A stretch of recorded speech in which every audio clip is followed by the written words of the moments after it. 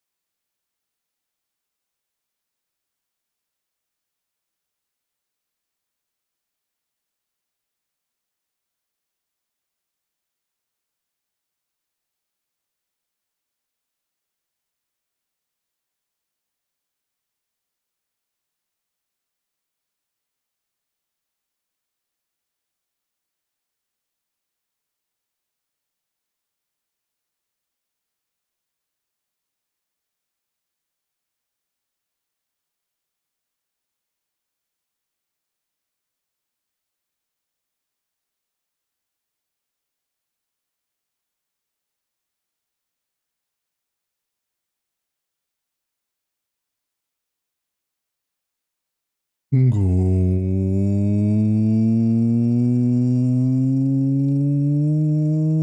afternoon, everyone. Hello, hello, hello. And welcome back. Hello, ducklings. I'm late. I'm late. I'm late. Whew. I completely lost track of time. I don't know where my head's at today. Man. Things, I swear, things.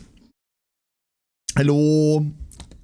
Even forgot the glasses. Even forgot to turn the room back on. Hold up, there we go. Aha!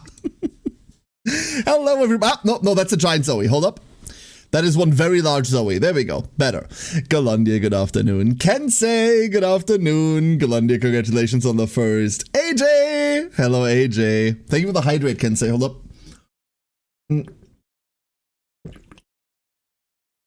Appreciate it. Thank you. Whew. Maddie! Hello, Maddie. Good morning. Baxius. Good morning, Baxius. Fireguard! Good afternoon, Fireguard. You are the best duckling. Hello. Oh, Zoe, seriously. I hate when this happens. So sometimes, if you're like, even if you're tapped into other programs, VTube Studio still eats your like mouse wheel inputs. So if I'm trying to scroll chat, then Zoe just randomly like grows taller and smaller. So I need to tap back into VTube Studio, then back out of it, and then it works. It's fucking annoying. God knows why that keeps happening. Ugh. Arian! Thank you for the 86! Thank you so... 86 months, goddamn. Thank you so much. Hope you're doing well. Good afternoon. Tally, good afternoon. Hello. Sinjin! Hello, Sinjin. Hello. And Misty, good morning. Pancake! Hello, Pancake. How you doing? Hello. What do you think I pay you for? Wait, I don't. Oh. Continues, you do a good job. Good morning, Misty. Both stuff the same with space inputs. Both stuff the same with a lot of inputs, weirdly enough. It's really weird, yeah. God knows what it is. Some of you computer touchers need to figure this out.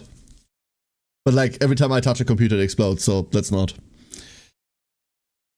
Oh boy. So, I'm gonna yap a bit about why this week has been so much chaos and why you still don't have a schedule for the week. Bottom line, everything's fine.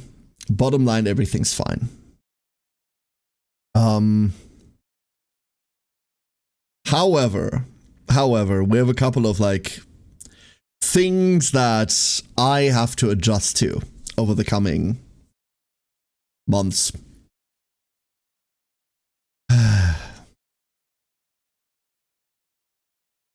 How do we start?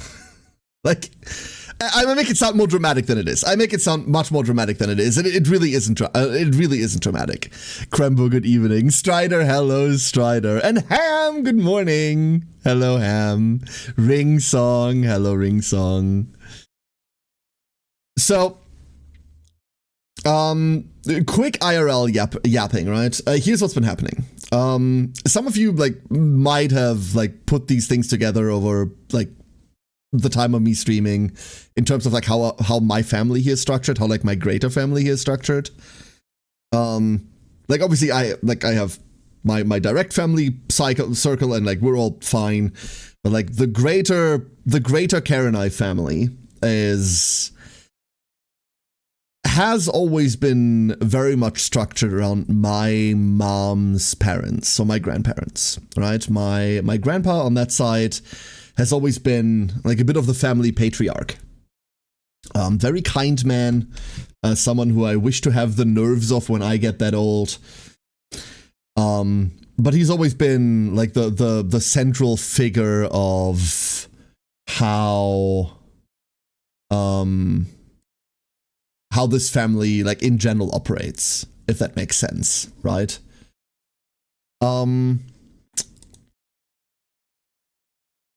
Still works to this day. He's the like family like founder, the family company founder, and all of these things. So that man, as central as he is to like the way that this entire stupid family works, got admitted to a hospital last week. Or he admitted himself to a hospital last week. Because he didn't feel that well. Didn't feel well. Doctors went through tests and suspected stroke. He's coming up on his 90s, mind you. So, you know.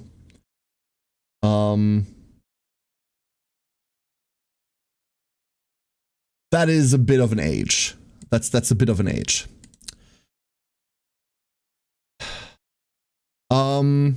Doctors say everything went well, but he's been in the hospital for a while now. He's been in the hospital since then, and only today got out.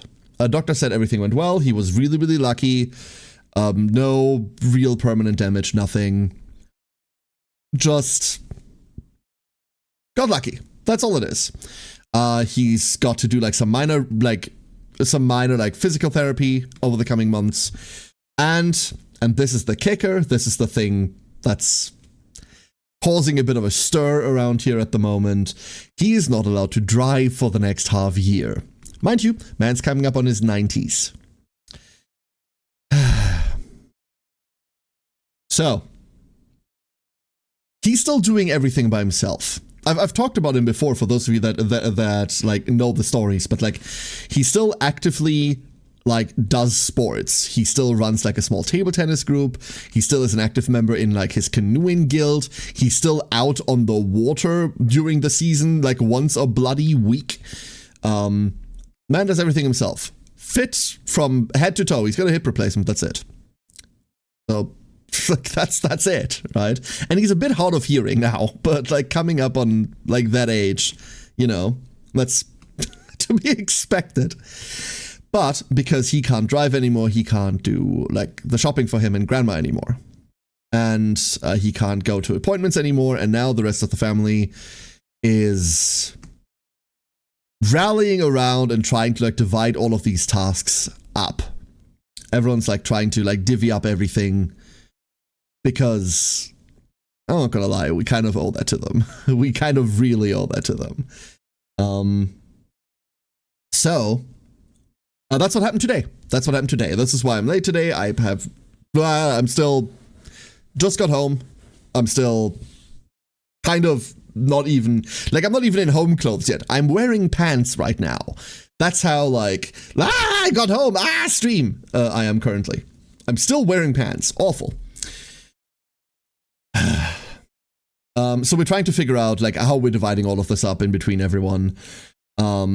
My grandma herself is like rebelling against this because she doesn't want to rely on other people, blah, blah, blah, blah, blah, blah, blah, but it's not like they have a fucking option, right?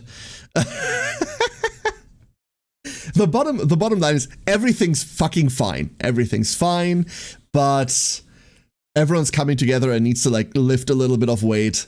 And as such, like same for me, right? Like I'm involved in this too, happily, very happily. We just need to find out how to do this while my grandparents themselves are very much against us helping them. Very much against us helping them. So yeah, that's where I am. That's why this week's been like that. Also, why last week has been so chaotic, and this week too, right? It is funny to me personally because I've always known like how centralized this family is, right? Like, it's not like we're this huge like hegemony of a family structure where like you've got like the reigning family patriarch ruling over everyone, but because we're not like that fucking upper class. This isn't like an episode of Succession, right? But, well, that's what I thought. That's what I always thought. But if you boil this down, that's kind of what this is. Only without all of the money and the media empire behind it, right? Like, we're not an important something high society family or anything. But that's kind of the structure behind it, you know? That's kind of the stupid structure behind it. And I didn't expect any single family member, like, going through, like, trouble like this or whatever, to, like, impact everyone else this much. But that's exactly what happened. So here we are. But the important part is he's fine. He's already not where he's supposed to be.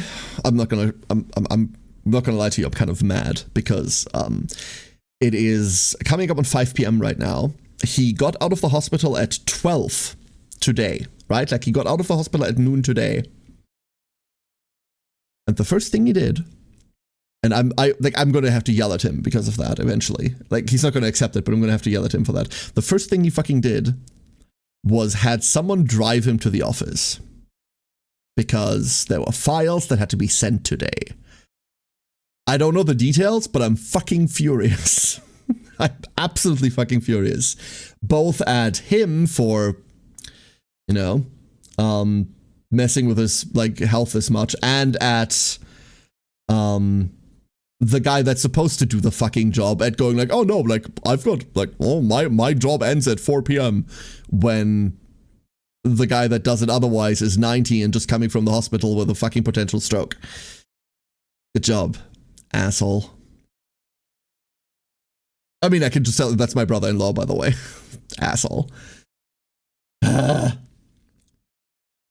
Anyway, that's it. That's the IRL yelling today. This is what's going on in Karen Island. It's fucking annoying. All of this would be much easier, of course, if it wasn't also for the kids that go like, what's happening with great grandpa, blah blah blah, right? Like, they obviously want to know and they're obviously worried. So a whole shtick. All right. How are you all doing? Now that I've inadvertently vented to a bunch of people in the internet. How are you all doing? You holding up okay? The weather's nice?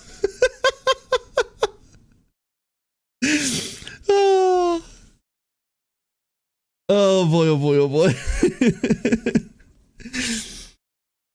Good afternoon, Alex. Hello. And Afid, good morning. Good morning.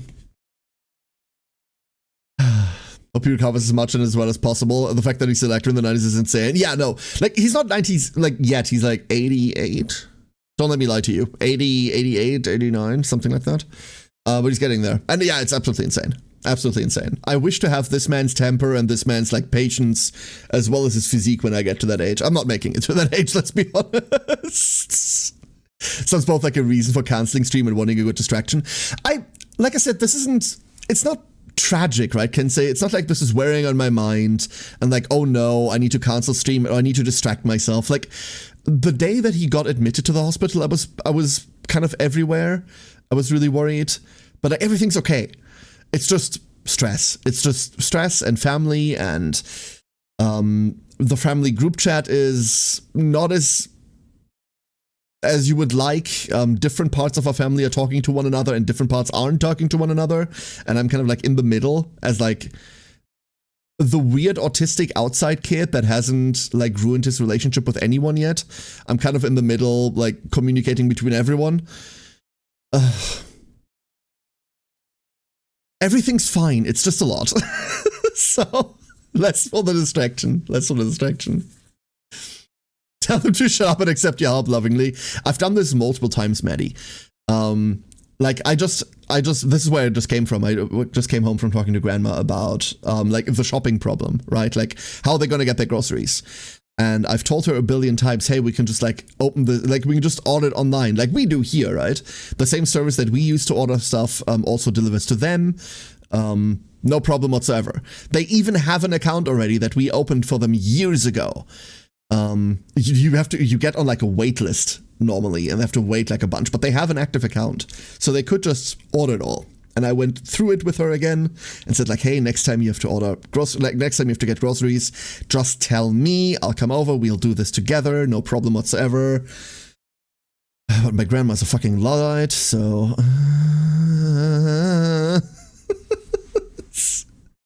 yeah. Nah. I just failed the experimental marinade for my pork chop. Oh no! What was the marinade? Affit, no! Kind of get going back to work for a bit. When my grandmother passed, I went into the office and saw my manager chatting on my way in. I was asked why I hadn't taken the day off, so I responded that I'd given my word to attend a meeting. Finished up less than 30 minutes meeting and then took the rest of the day off, went home, climbed into bed. Yeah. I get what you're saying, Kinsey. I get what you're saying. Sometimes just like going through routine or like doing as much as you can in like the space that you have helps you cope with other things, right? Like I totally get that. Whether that's a healthy response or not is not something for me to decide. I don't know, but no, I get what you're saying.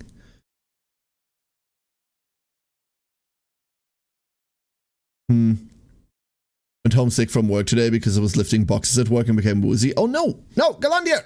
Doctor! Seriously. Also, why the fuck is this picking up? I just realized that my sound was that the entire time. That's cool. That's cool. That's great. Sound like Malcolm in the Middle. Wait, what did?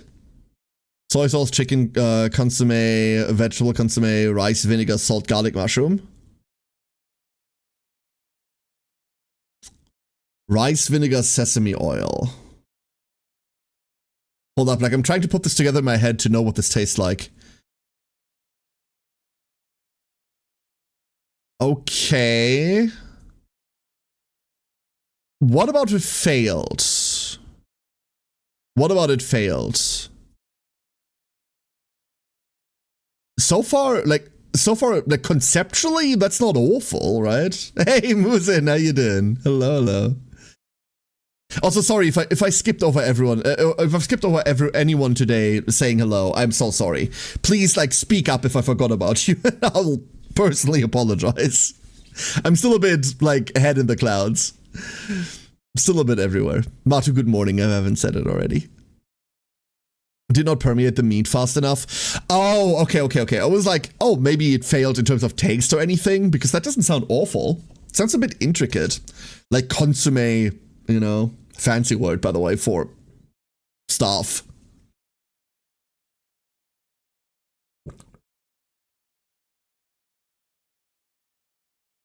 It just didn't get into the meat. Like, how long did you let it rest? You already said good morning to me, but I could go with a second good morning. Good morning, Misty. Is the rice vinegar generally acid-based marinades aren't recommended for over 30 minutes? Ooh, interesting. Is it because it messes with the meat fibers too much? Not long, around 15 minutes. Okay. And that wasn't enough time for, okay. I can see the problem, but this is where we're getting into like the part of cooking that I haven't failed at yet, because I learned these things by trial and error, right? Affid, obviously, you know, professional in the area, and Crembo knows way more things than I will ever know. But this is something I haven't failed at yet, therefore I don't really know yet. Acid-based marinades over 30 minutes tends to mess with the texture of the proteins. Yeah, that makes perfect sense to me. Like, the only real experience I have with marinades is, like, you're leaving this in the fridge for 12 hours kind of deal, right? But if I think back on any of them, none of them were like acidic in the slightest. So, yeah, that makes sense. Ducklings, we've got a couple options today. I don't want to preface today's stream with like one thing, and that is that I hope you can all forgive me if somewhere in the middle of stream my social battery dies to death. Right now, like I came home and was like, "Ooh, I want to stream. Let's go." But somewhere along the way today, my social battery might just explode, and then I go, you know what? I leave now. Forgive me for that. It's just been a full day. What makes a marinade acidic? Adding acid to it. In this case, for example, like vinegar. The eep is starting to creep up again, so I'm going to try and eep again. I'm glad to have bored you to sleep, Maddie. Rest well, Maddie. Thank you for being here. Have a wonderful night. 12 hours waiting for food. I can hardly wait 1 hour if I make food. No, the secret. There's a secret to this, Arian. I know exactly the problem because I suffer from this too.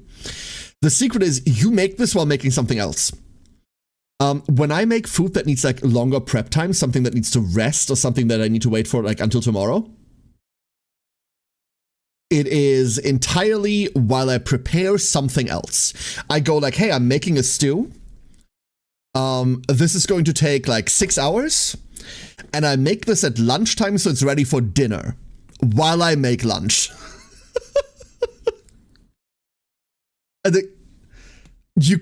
cannot just make food and then go like, oh, I'll have this tomorrow. No. That's not working. Awful.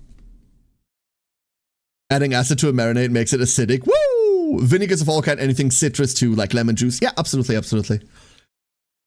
Lemon juice or like lemon in general, like squeezed lemon or like lemon extract or what have you, whatever you want to use, is something that I absolutely love, but it does hell to a lot of things that you add it to, not just because of the acidity, right?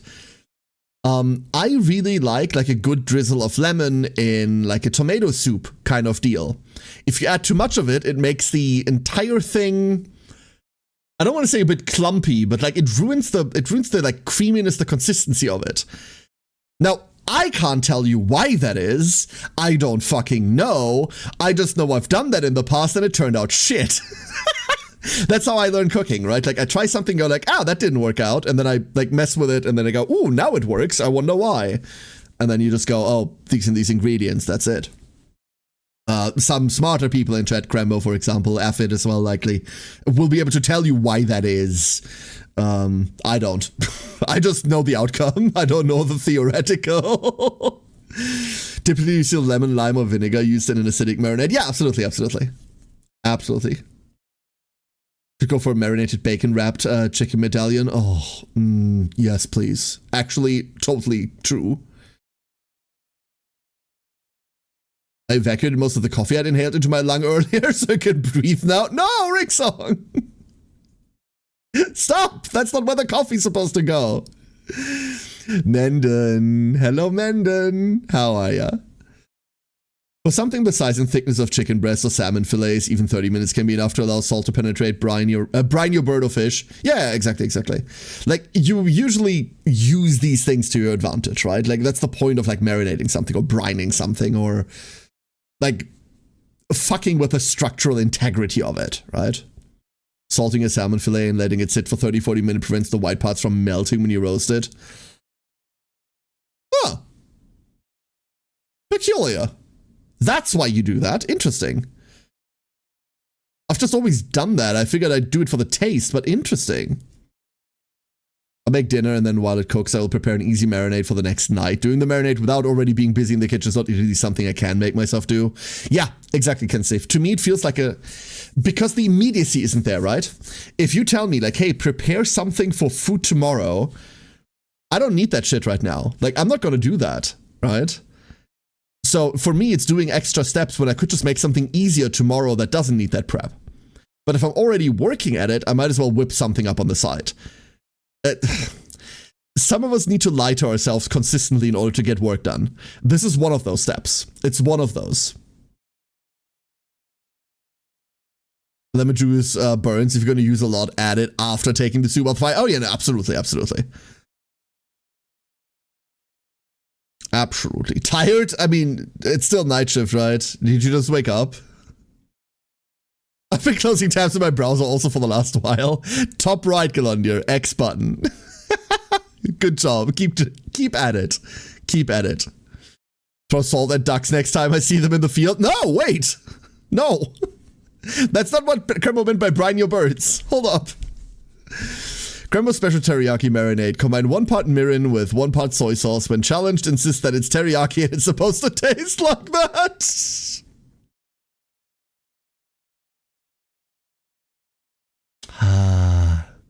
I too like to justify my recipes with a fist fight.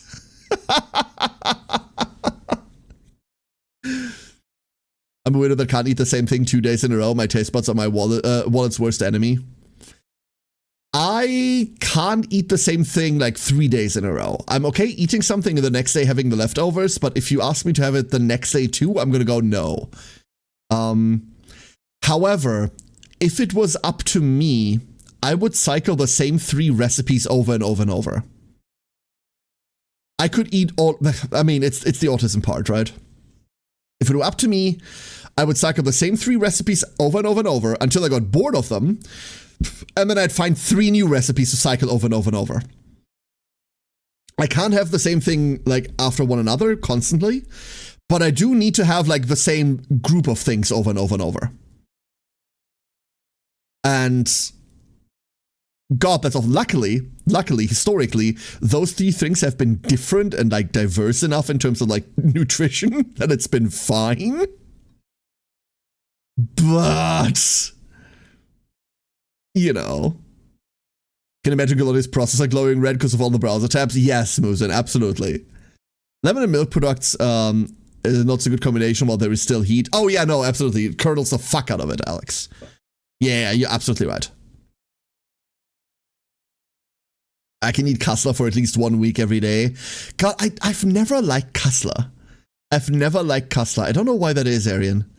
But I've never gotten a taste for it. Like, I'll eat it, but it's never a thing that's come up where I go like, yeah, that's what I want to eat right now. Like, no, it's, oh, that's what's for dinner, I suppose. I've also never made it myself. This is always something that only ever comes up when there's like a family function or something. But add some sugar to it before calling it teriyaki. No, it's supposed to taste like that. Didn't you listen? A fist fight is a good way to build up your appetite with some exercise before dinner. Exactly, an exercise for the entire family. Never had enough to try longer? You know, they say love is a special ingredient. Violent insistence is the other. Violent insistence is the other. Beautiful.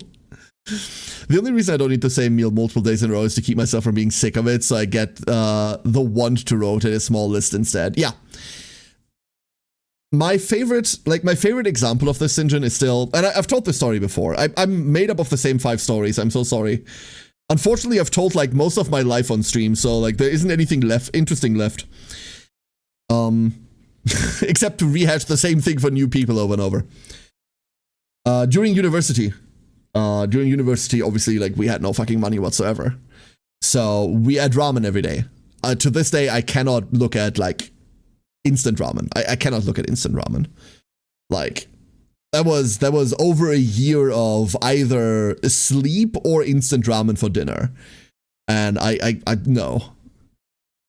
Like, you give me a packet of instant ramen, I have this, like, a Ratatouille-esque flashback to, like, really unhappy times. And I go, ugh. Completely ruin it for me. But it's always, I have a thing that I want to eat right now, and then I want to eat exactly that thing, plus 1 or 2 other things, and only that. That's the little autism loop in my head. And it's been generally doing well. Obviously for the kids, I tend to cook like a lot of different things. There's a reason why each one of them gets to pick like food, gets to pick dinner once a week. So it's just another mechanism so that I don't like accidentally, quote unquote, cook the same thing over and over. Like, they get to, like, request something. And that's really helped with, like, cycling through.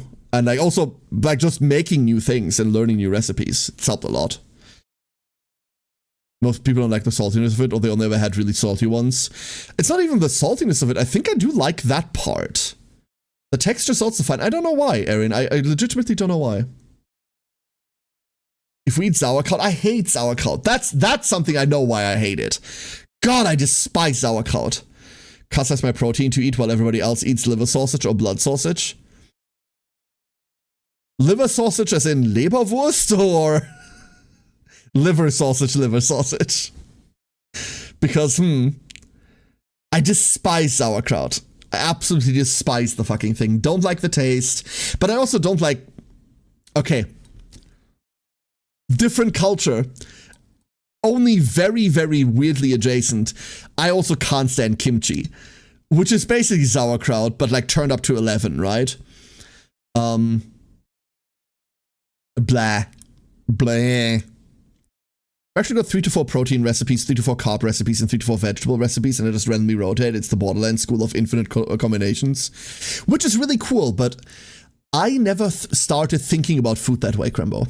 I know this is like, especially if you watch like any like kind of online recipes, or like if you watch any sort of like food influencers or shit like this, like everyone's always going on about like, oh, there's protein, oh, there's carb, oh, there's like, fuck that, right? Like I have a large list of recipes and I just make a large list of recipes.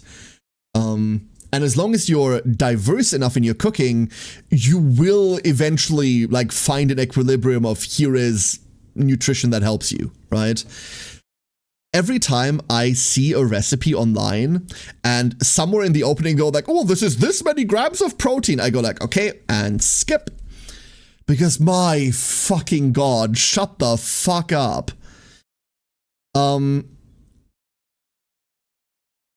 It's perverse these days, right? It's perverse these days. There is a mentally healthy way to start thinking about these things, which you absolutely should, right? So I'm not railing against like, oh, you should eat diverse food. No, you absolutely should. There's a mentally healthy way to think about it, but I never got into the categorizing of it. So like that's obviously, by the way, also not what Crembo's talking about. Crembo's just talking about, hey, here's like categories of things that I combine in order to make like combinations of things, right? Which is a very, very good approach.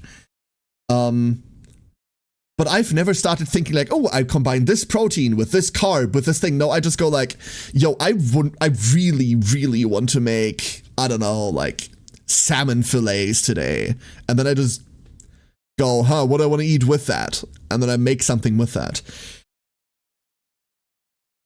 I'm going to be honest with you, chat. The real secret to making good and healthy food,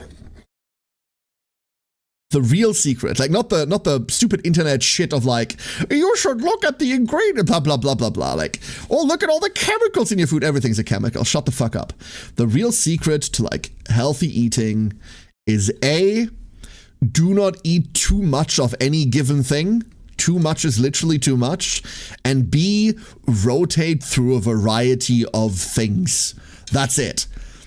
That's it. You can't just eat meat. You can't just eat bread. You can't just eat vegetables. Okay, that one's a bit debatable.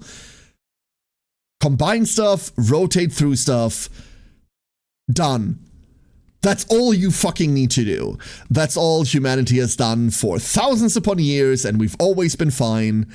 And it's only like in modern days where you can realistically eat one thing and only one thing that people are fucking killing themselves over like bad eating habits. That's all it fucking is.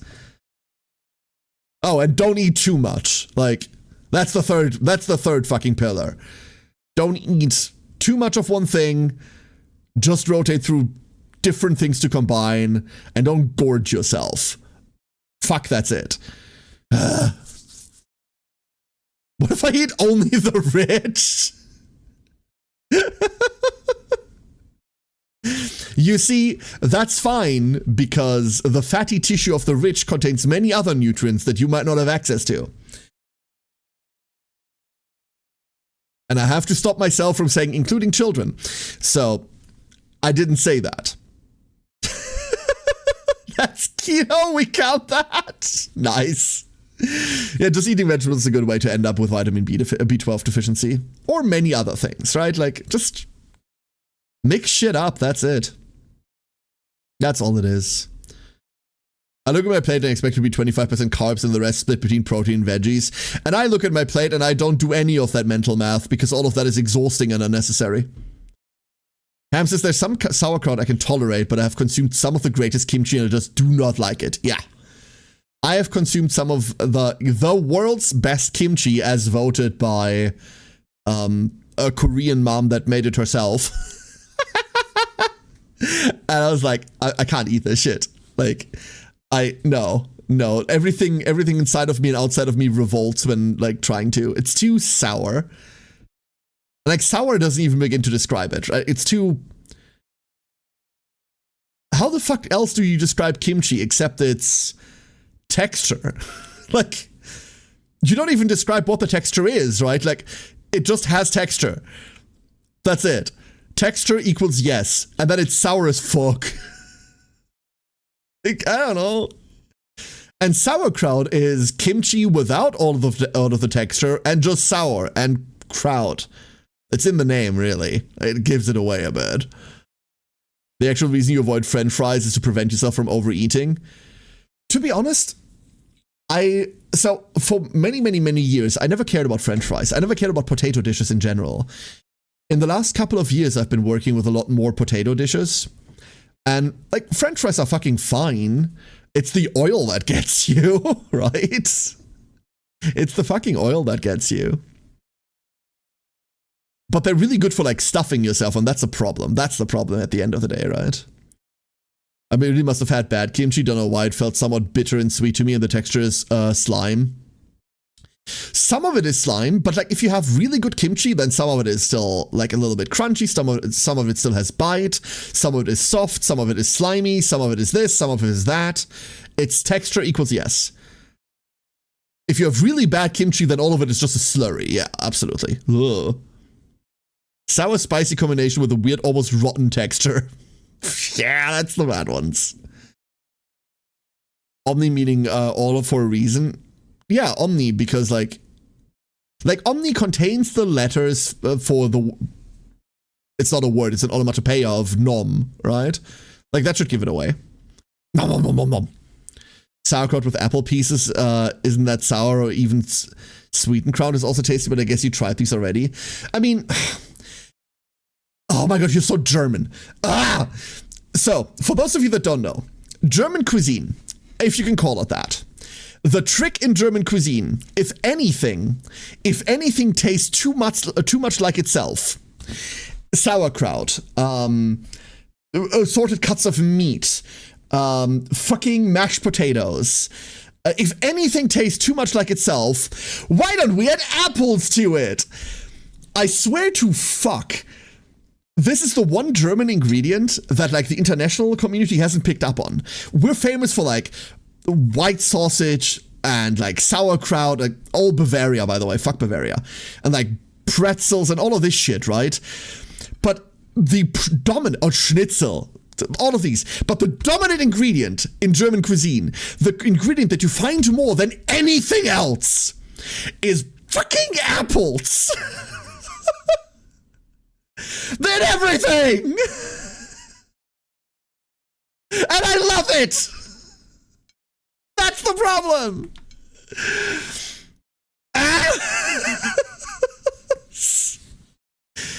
If you find a German recipe and it doesn't contain apples in some way, shape, or form, it's a bad German recipe.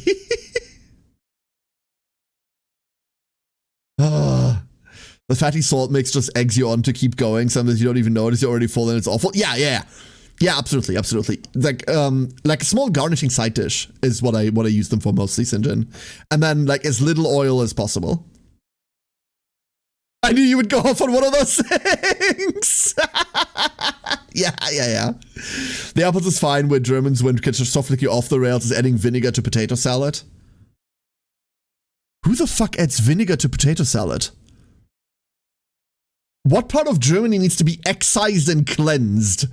It's not mine. We don't. The fuck? That measurement belongs to, wir hatten ja nix. Yeah, absolutely, absolutely.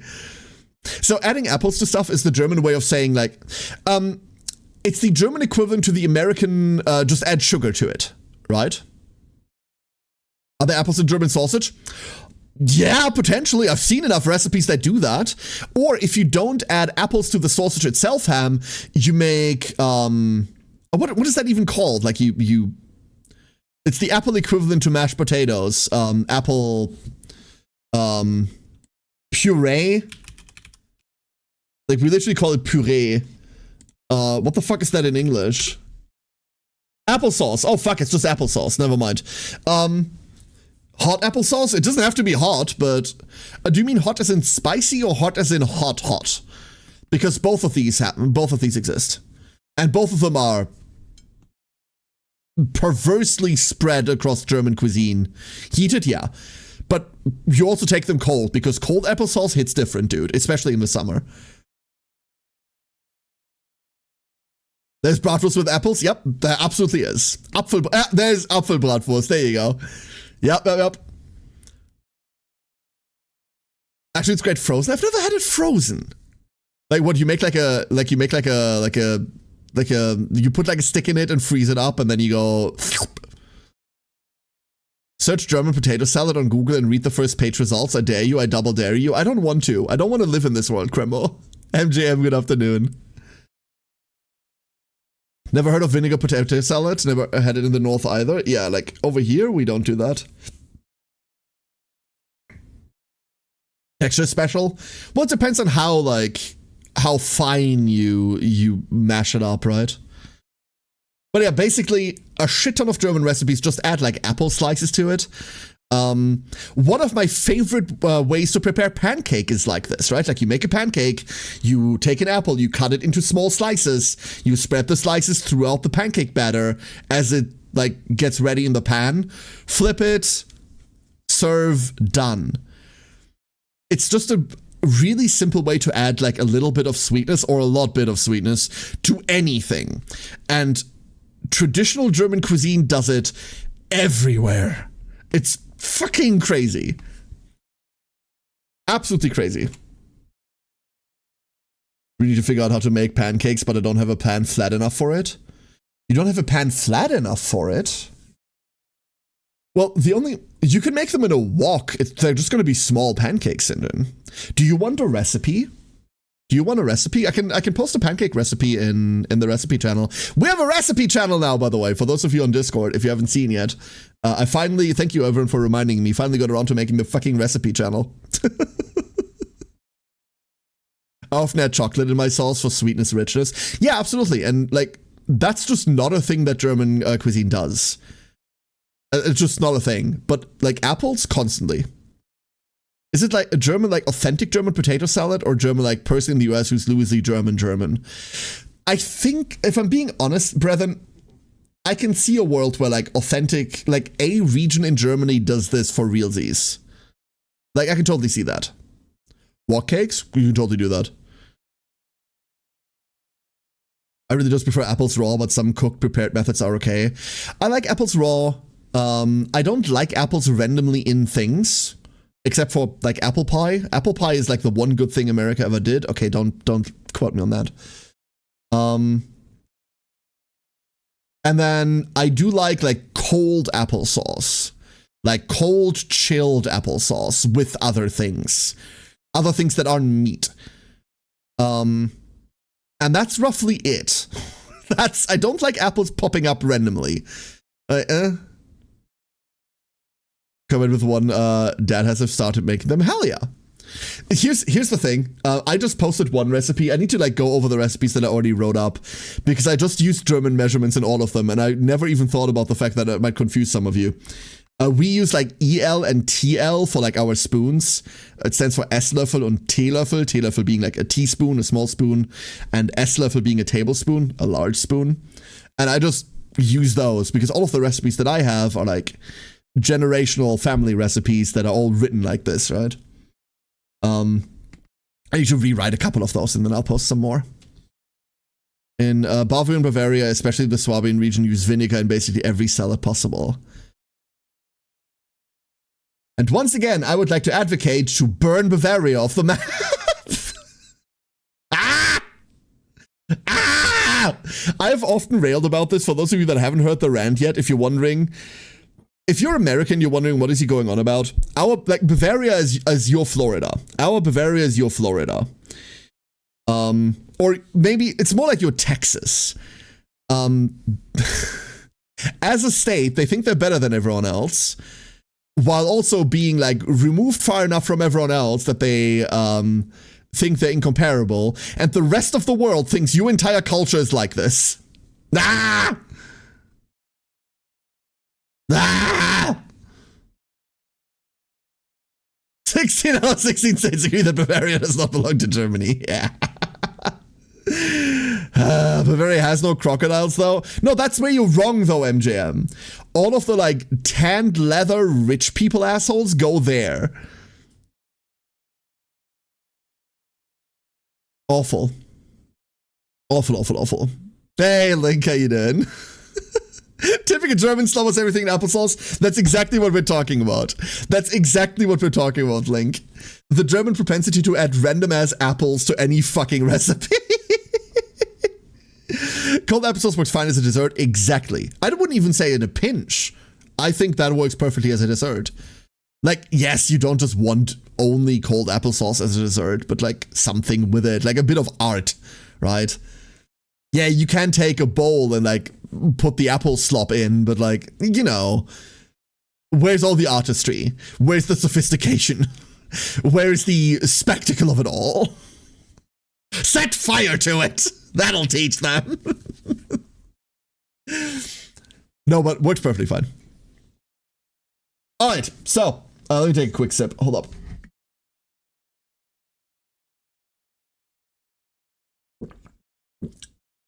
All right. Plans for today. Plans for today. I'm gonna give you all a poll today on what we do. Main reason isn't that I can't decide what I want to do, but I haven't thought about what we're gonna do today. As every time where I go like, yo, chat, you decide what we do today. If you've got any recommendations, hit me. The main two things that I have on my mind right now, is we got new CZN content yesterday. New character, new area to fuck around with, new mechanics. I've done exactly one run, and I would love to do more. Plus we can look at the new character and like figure out what we do with her. And other than that, we have boats. Boats. We do the Digimon DLC. Is like the proper Time Stranger DLC out? Is like the proper one out, or is it just the, hey, mini episode with like 3 new Digimon DLC? Because I'm pretty sure they announced like an expansion, like an proper expansion for it, right? I now know what y'all were talking about, homemade bread. I've already gone through one of the loaves. Yes, brethren, let's go. Let's go. Episode 3 pack, the anti-paradox stuff came out on the 11th last month. But that's just the small stuff, right? I don't really feel like restarting Time Stranger for like that. I'd be much more interested once we get the proper expansion for it to just do a new playthrough. That's actually kind of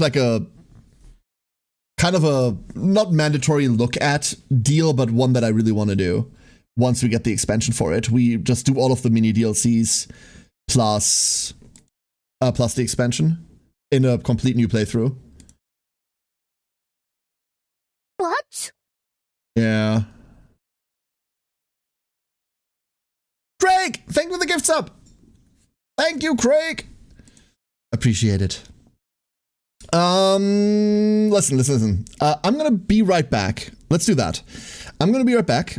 I'm gonna give you all a poll for what we're gonna do. New poll. question mark. Continue boats or new CZN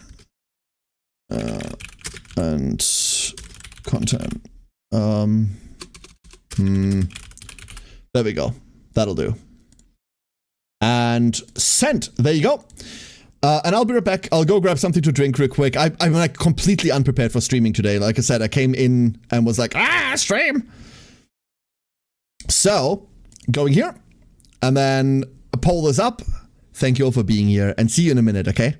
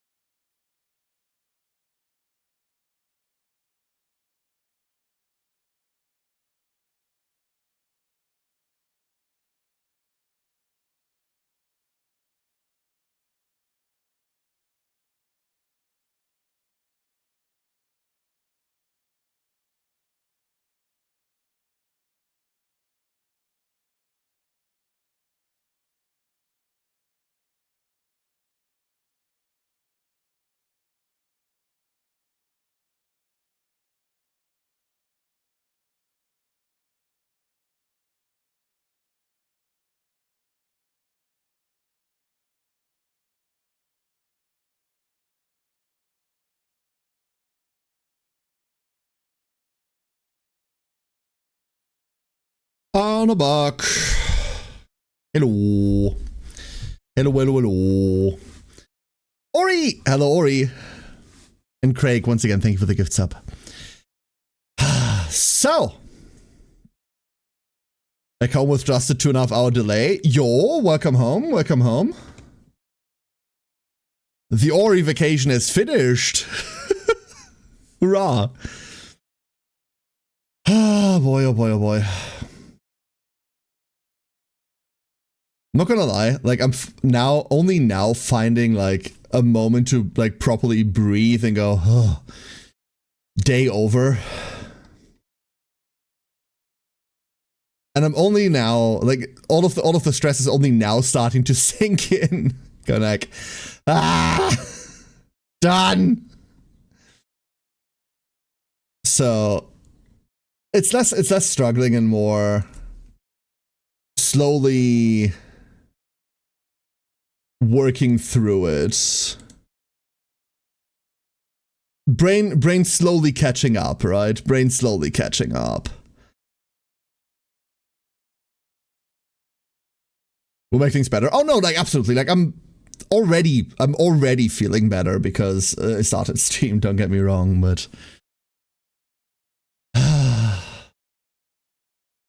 if you ever had a stressful day, or hell, sometimes it's a stressful week, sometimes it's a stressful month. Insert the Friends opening here. I found that there is almost universally a moment somewhere along the way where you get to take a deep breath once. And that's when it comes crashing down, right? Like, not when things get bad or anything, but that's when, like, the exhaustion hits you. Because while you're in all of the stress, like, your body's trying to keep you going. And then once you get to take a breath, instead of it being revitalizing and refreshing, that's when you go plop, face first on the ground, right? Like we're having a floor moment right now. As the exhaustion catches up with you. And sometimes like a particular day is enough to do that, like on a small scale, not on a big, like a big, it doesn't have to be like the grand devastation of it all, right? Just a little bit of a tiredness. And that's what I'm getting now, like a little bit of a oh, okay. Okay. I'm screwed, by the way. Oh no. I had a simple toast and jam yesterday. I had the realization that just that tastes good, I'm going to overdose on homemade French toast. See, that's the danger, brethren. Now, what you have to learn, you've done the first step. But after the first step of home bread making lies a grand canyon of depravity. And you cannot stop now. You cannot stop now. If you stop now, you will eat yourself to death on homemade fresh bread. You must now venture further, young Padawan, and learn other breads and other methods to diversify. Because otherwise you're gorging yourself to death on the sugary shit that you found out is the simple first step to make anything. Be careful. Here be dragons. And they're all fat and can't fly anymore. I've heard of a worse way to go. Same. The first step is easy, the second step is control. Yeah. French toast should be done with stale bread. What are you doing that leaves you with bread that's gone stale? I mean, it should be done with staler bread. It's a way to like make bread usable again, right? I've been stressing for work this week. The dev that I was supposed to complete by tomorrow is still mostly undone. I've had to redo a major part of the core code due to it breaking horribly. Oh god. Fortunately, the project manager told the client it would be done next week, and I've mostly replaced the broken code so it will be easier to work with in the future. Restoration on a live body, huh? Sorry about that stress, Kensei. I hope it gets easier. And like, good on you for like doing foundational work there. Easy to make stuff is always the greatest temptation. Exactly. But it's the opening, right? Like, It's how you get people into making bread. That's step one. Here's the easy, tasty stuff. And now that you've taken the bait, if you stay here, horrible things await you. Now you need to take the next step for the other good stuff. You must expand the breadth of your loaves.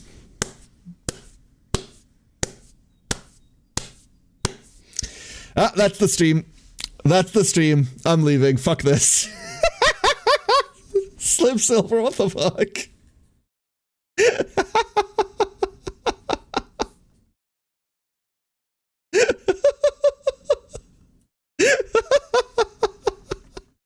Well done.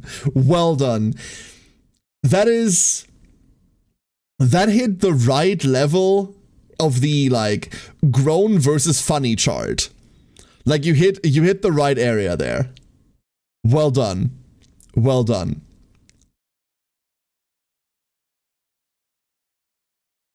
Did you see the poll, but I would vote for CZN if that broke the tie? That does break the tie, yeah. That does break the tie. Once again, chat tied the poll, so we're playing CZN. Hey, Deadtail, how you doing? I mean, I was gonna vote anyway. Okay, I'm gonna complain real quick. But take this as the I get the joke, haha. But I'm gonna like low-key complain real quick. When you throw a poll into Twitch chat, right, and it comes out tied, you can never tell whether that is because, haha, it's funny to tie the poll, or whether, oh, my viewer base is actually split on something. And it is one of the most annoying things that happens to you in streaming. The other thing, it's on the same level of, have you ever started like a project or a hobby or like a thing that you made and then you handed it to someone else and you asked them for feedback and you got a, hey, no, it's all good from them. And you were like, yeah, but that doesn't help me. Like, I'm looking for like anything you can tell me outside of no good. It's that, right? This happens in streaming as well, a lot as well, right? We go like, hey, how does my audio sound? And then everyone goes like, oh no, it's good. And then you listen to your VOD and it sounds like fucking shit. Or you go like, hey, what do you think I can improve on? And then no one says anything. Shit like this, right?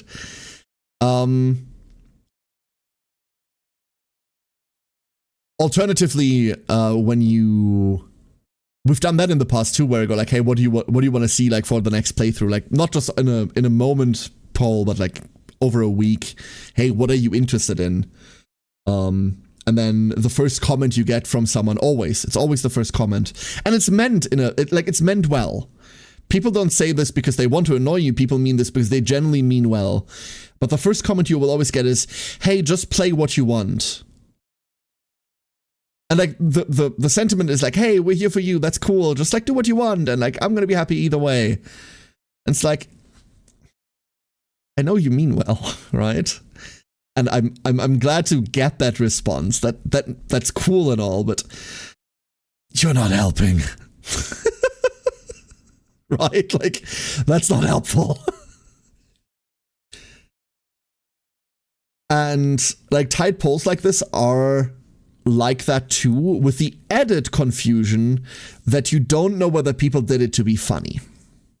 And let's be honest, let's tie a poll in Twitch chat was a tired joke the day after Twitch let us make polls, which is not that long ago, if we're being honest. But it's still getting brought up because it's like easy comedy, right? So, like, I can never tell whether it's... Like, the larger audience is the less likely this is to happen, right? But you can never tell whether someone just, like, thought tying the poll was funny or whether people are legitimately split. Drop CZN, I didn't like Chaos runs. That's fair, Detail. There's a lot of changes coming, but, like, I'm not going to convince you. There's a lot of, like, structural changes coming, which is going to be interesting. Which is one of the reasons why I'm still very, very interested in it. It's all good they mean you will recover from whatever mental state made you delve into that hobby. Yeah, it'll all be okay, buddy. I usually just annoy my friend until they give me more feedback then. Yeah, but then they're gonna be annoyed at you like harping on about it, right, Drink Song? Sorry for thinking you're perfect. Like, I'm so far away from perfect, it isn't even funny. Like, I'm so far away from perfect, I full circled back into perfect and then back away from it. I'm wrong like 5 times per minute. How can you think that? At the very least, with only 2 options, you could use the coin flip method. Oh no, I'm just doing what I want. The problem isn't that I need to find something to decide, Sinjin. The problem is that, like, you always use it to gauge, like, what people are interested in, right? I got that when I tried to DM after each session, I asked my players what they think of the game so I know what I should improve. You can guess how that turned out. Yeah. It's because people don't want confrontation like this, right? Like, giving honest feedback is always a level of confrontation. Even when it's not an argument at all. Most of the time, these things aren't arguments at all. They're not fights, but it's confrontational to a lot of people, giving their honest opinion. A lot of people, for better or for worse, have learned that if they speak up, they're going to have to justify themselves speaking up. And I understand why you'd avoid that, especially in a hobby space. So one shot being perfect twice. Yeah, I killed it, and then it was dead. For the mood of the game and the investigation system. Mori, for me, has too many structural issues. Mori, for me, has too many structural issues. I liked Mori a lot in the beginning, but A, I don't like the content pipeline. B, I don't like how spammy it is. I have fallen out of love with the combat system quite a lot. Because at the top end, all of it revolves around really degenerative loops. CZN does as well to a degree, but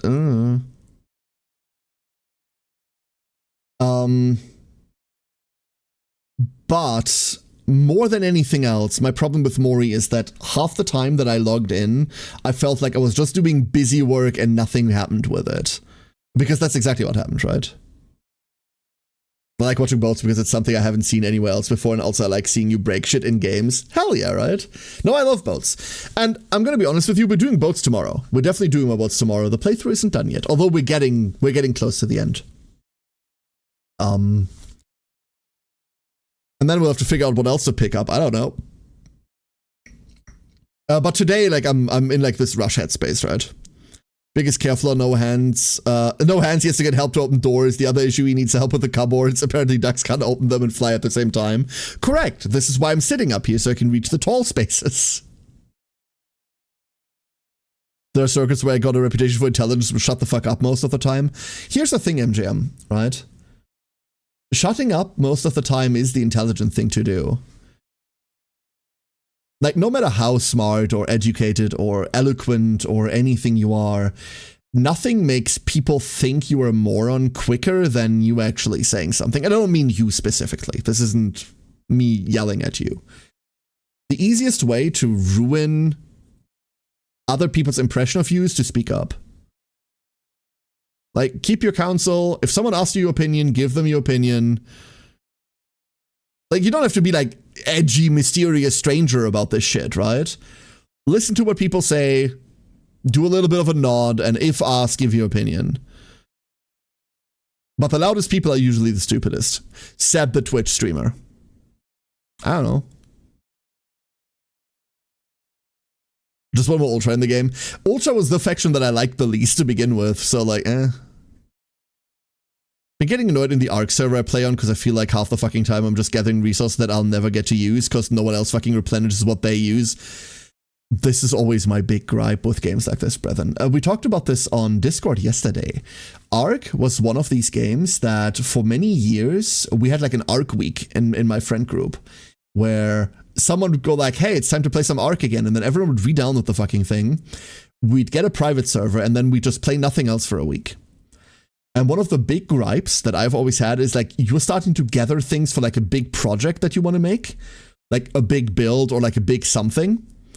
And then while you're busy, like ferrying resources back to base, someone else just goes like, ooh, piece of candy, and just uses all the shit that you gather.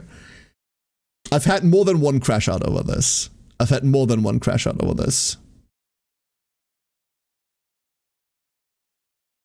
why everyone knows I'm dumb. Ah, yes, the woman that didn't speak on TeamSpeak on Discord for...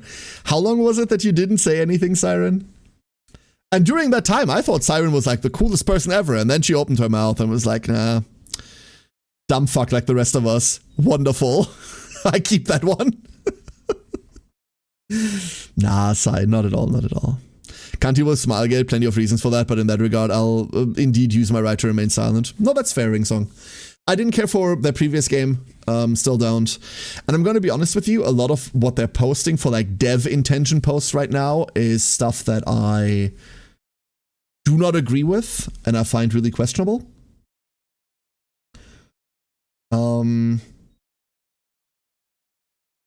But as the game is right now, and we can talk about this a little while we do runs and stuff, right?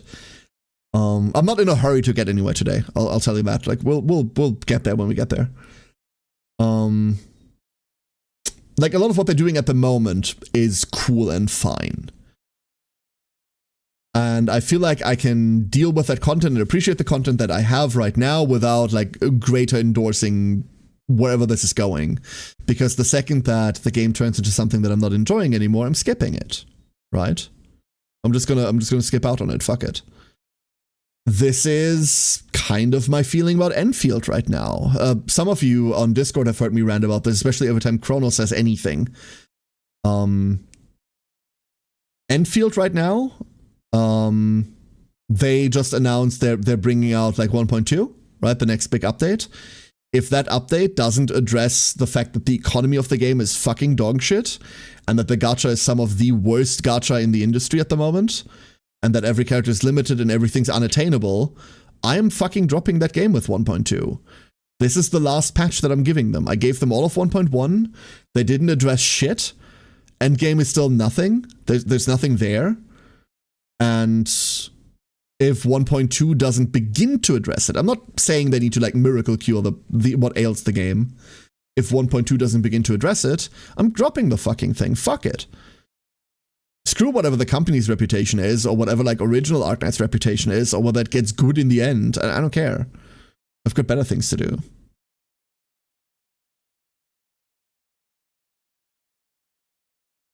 I don't understand why, but I find charm in the idea of building the perfect hand for a bonus turn. Absolutely, Effort. Ultra isn't the faction that's particularly weak. I just don't enjoy the play pattern, right? Like, at all. I want to like Enfield, but it's just not a game for me. The factory building isn't something I enjoy at all, and the combat is not quite interesting enough to stick around for it alone. Game itself looks cool, which is why I want to like it, but yeah. Like, right now, I don't know what I'm sticking around for in Enfield. The factory building I've enjoyed, but like every patch, I spend a couple hours factory building and then that's it. And then there's, at the end of the factory build, there's so much patch left, right? The combat itself, I've been outspoken about the fact that I don't like action combat. This is one of the reasons why I was so into HSR, Star Rail, right? Because it wasn't action combat. Star Rail has a billion problems that I don't want to get into, and I don't like the game, but hell yeah, cool combat. So, like, I'm not sticking around for combat either. I like the story, I like the narrative, I like the characters, and I like the world. Maybe that's it. But, like, the moment-to-moment gameplay in Enfield isn't, like, particularly interesting. Especially because there's so little of it. Huh? Yeah, I'm with 6 years into Arknights and I'm on chapter 6 of the main story of it. It's up to 15 now. Galandir, every single fucking, like, you're playing 20 gacha games and every single one of them you're so far behind that it's not even funny. And then on top of it, every time an event ends, the last hour of it, you, like, go, ah, and then have to panic clear it. This is why I don't play that many gacha games. This is why, like, when I start a new one, I quit an old one. Like, NTE is coming out end of the month, right? I don't know, like, how much I want to fuck with NTE, if at all. But I'm gonna try it on day one. I don't know whether this is a stream thing, by the way. I have no idea. It might not be. But I can tell you that if I'm, like, sticking with it, I'm gonna drop something else. Coming in May. I think it was 26th of April. That's what I have in my head, Galundir. I enjoyed the action combat, but that might be due to the fact that one of my favorite games was DS2. DS2, Dark Souls 2? What is NT other than a gacha? The ads does not help.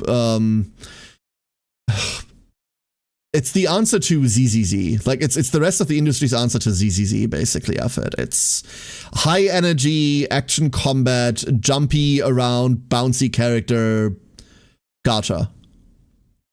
That's it. Like, you know how hold up. You know how Tower of Fantasy was like Wish.com Genshin Impact? NTE, same company, is Wish.com ZZZ, but with a higher budget, I think. Mind you, TOF went to hell, right? Like, that game did weird things, and then they made a non-gacha server, which, like, okay, I guess. Don't have the highest opinion of that company.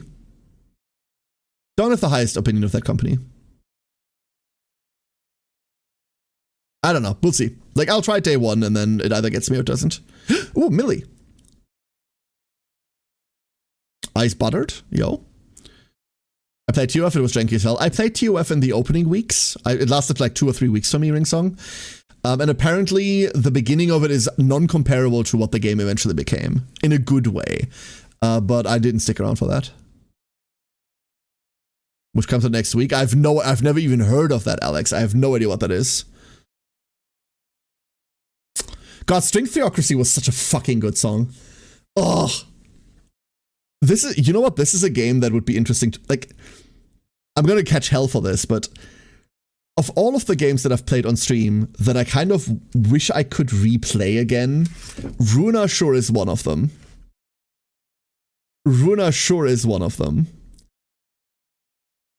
And I'm never going to.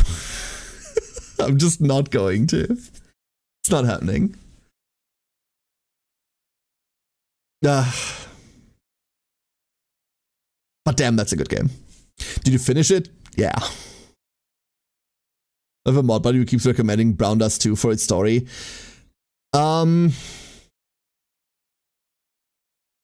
Meh. Honestly, brethren, I played the first one and I hated the shit out of it. Story, sure, but anyone that recommends... Okay, this is going to be weird because I'm immediately going to give you a counterexample. But anyone that recommends a gacha game to you for the story is so deep in it that they've forgotten how much you need to deal with the gacha game before you can get the story. Just watch the story on YouTube or some shit like this. Now, the exception of that is Limbus. You should totally play Limbus for the story. But that's also because Limbus is like the freest gacha on this fucking planet. You survived the library hell? I didn't just survive library hell, Whis. I'm gonna pat my own shoulder here for a second. Library of Ruina. When Library of Ruina went into early access, we did regular Ruina Friday. When they did the updates on Fridays, which some Fridays we didn't get shit, but regularly the Ruina updates were on Friday, we did Ruina streams. And this channel, together with like 1 or 2 others, Cass, for example, was like the de facto Twitch channel to watch Ruina updates. Ruina, by the way, and Project Moon in general, much bigger on YouTube. Much more views on YouTube. Much bigger there. But for the Twitch side of things, it was Cass and me, basically.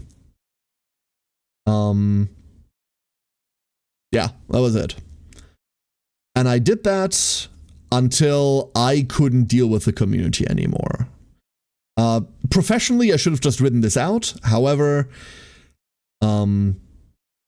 you know how I am about backseating, and you know how fucking moody I am to begin with. Like, some days I have a bit of a thinner skin than other days. So every time someone like greatly annoyed me, I just banned them. And then the Ruina community is such that you then go into any other channel that covers the same game, and you see the same people doing the same shit, right? Like, yelling the same stupid advice that doesn't work, about content that they haven't played yet, at different people that haven't banned them yet. And I don't want to speak for other people, but that's one of the reasons why Cass doesn't stream on Twitch anymore. Because, like, I just banned all of these assholes, and then where did they go? If they weren't already watching Cass over me, which they were, Cass did fantastic content, much more analytical and much better than mine. But that's where they went then, right? And then they annoyed the shit out of him. And there was more than one stream where Cass and I talked afterwards, and he was like, I just wanted to kill everyone. Like, he was like frontier playing content that chat hadn't gotten to yet because the content released 5 minutes ago, and people were backseating the shit out of things they didn't understand. And then they were wrong about it on top of all of that, right?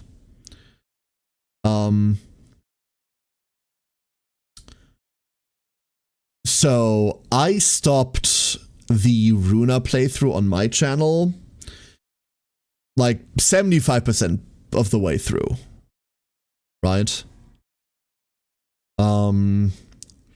They just brought out, I forgot the name of them, fucking Dragon Waifu Fire Office Reception. Are they, was that literally the Leo office? I don't know. Like, was it Zhao? Was that her name? Hold up. If I see her again, I can tell you. Yeah, it was Zhao. Yeah, it was Leo Association Section 1, yeah. Like, they just brought out Zhao. Like, that content had just dropped. I played that on stream, and that was the last stream I did. And then I was like, I can't deal with this anymore. I've banned half the community is still banned in this channel because I don't really do unbans unless someone sends an unban request and then the next day I go like, yeah, I was wrong. But I never revisited all of those cases, right? And I just didn't want to anymore because like my enjoyment of the game was majorly ruined by the fact that the people, the fans I had to deal with were fuckheads. And like to this day, if you see someone start up Ruiner, like any streamer, like you find like a tiny 10 viewer streamer somewhere that starts up Ruiner because like they're legitimately interested in the game, you can go in there and you see the same assholes that we banned years ago pull the same shit. People tend to not do the I was wrong, sadly. I've had more than one case, Sinjin, where like I banned someone on a day and then they sent an unban request, like going, what the fuck? And then like I don't review unban requests on the same day because I know I'm a moody bitch, right? Like I know that I'm wrong a lot of the time. And I know that I'm very fickle, which isn't a good thing to be as a streamer. And I've had more than one case where the next day I look at the unban request and I go like, yeah, what the fuck was I thinking? Like, holy shit. Sometimes to my detriment, some of you will remember people like, I don't know, Kupfer, for example, who is someone that I've banned and unbanned like 20 times or some shit like this. Because every single time they pull some backseat shit and then I go like, yeah, no, I shouldn't have banned them for that. And then I unban them again and then they do it again. Why do fandoms always seem like to be like the worst part of a community? Fandoms become the worst part of any given thing, brethren, for multiple reasons. It's A, fandoms attract people that are looking to belong somewhere. I'm trying to be cautious about this because I don't want to.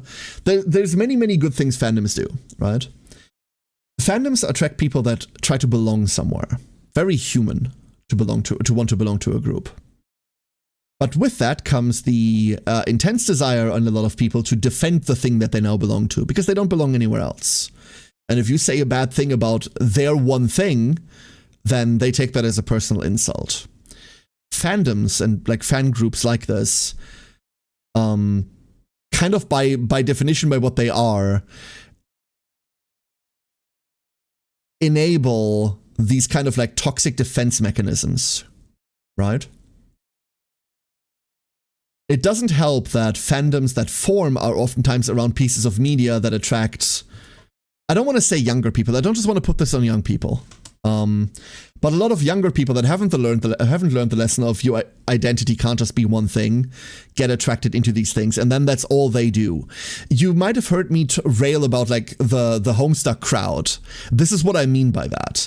It's young people that have found a thing that they want to identify with, and they found like-minded people that they can identify with, that then flock around a specific thing, and then they defend that to their death, even, and they're being fucking assholes about it. So whenever you hear me rail about like Homestuck people, that's what I mean.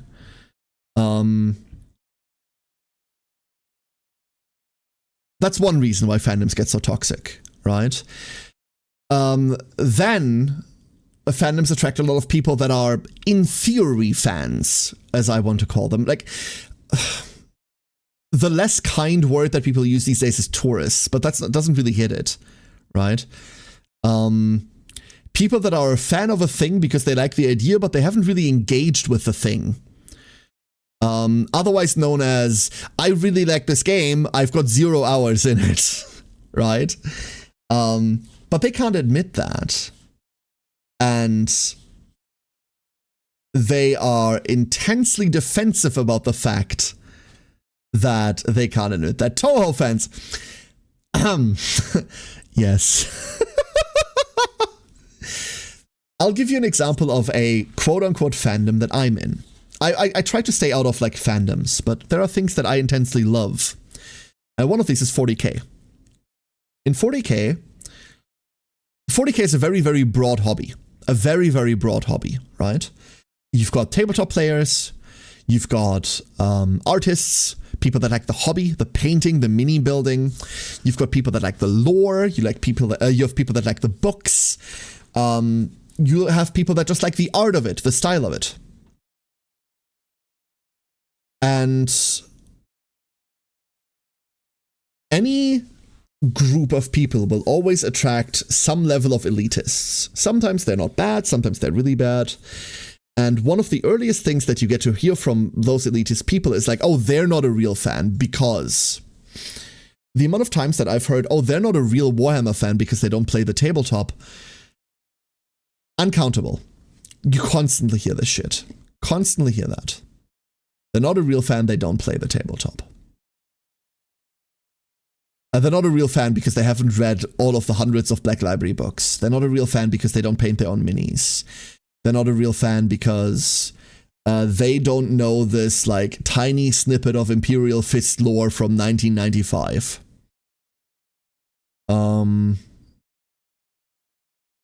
Many such cases.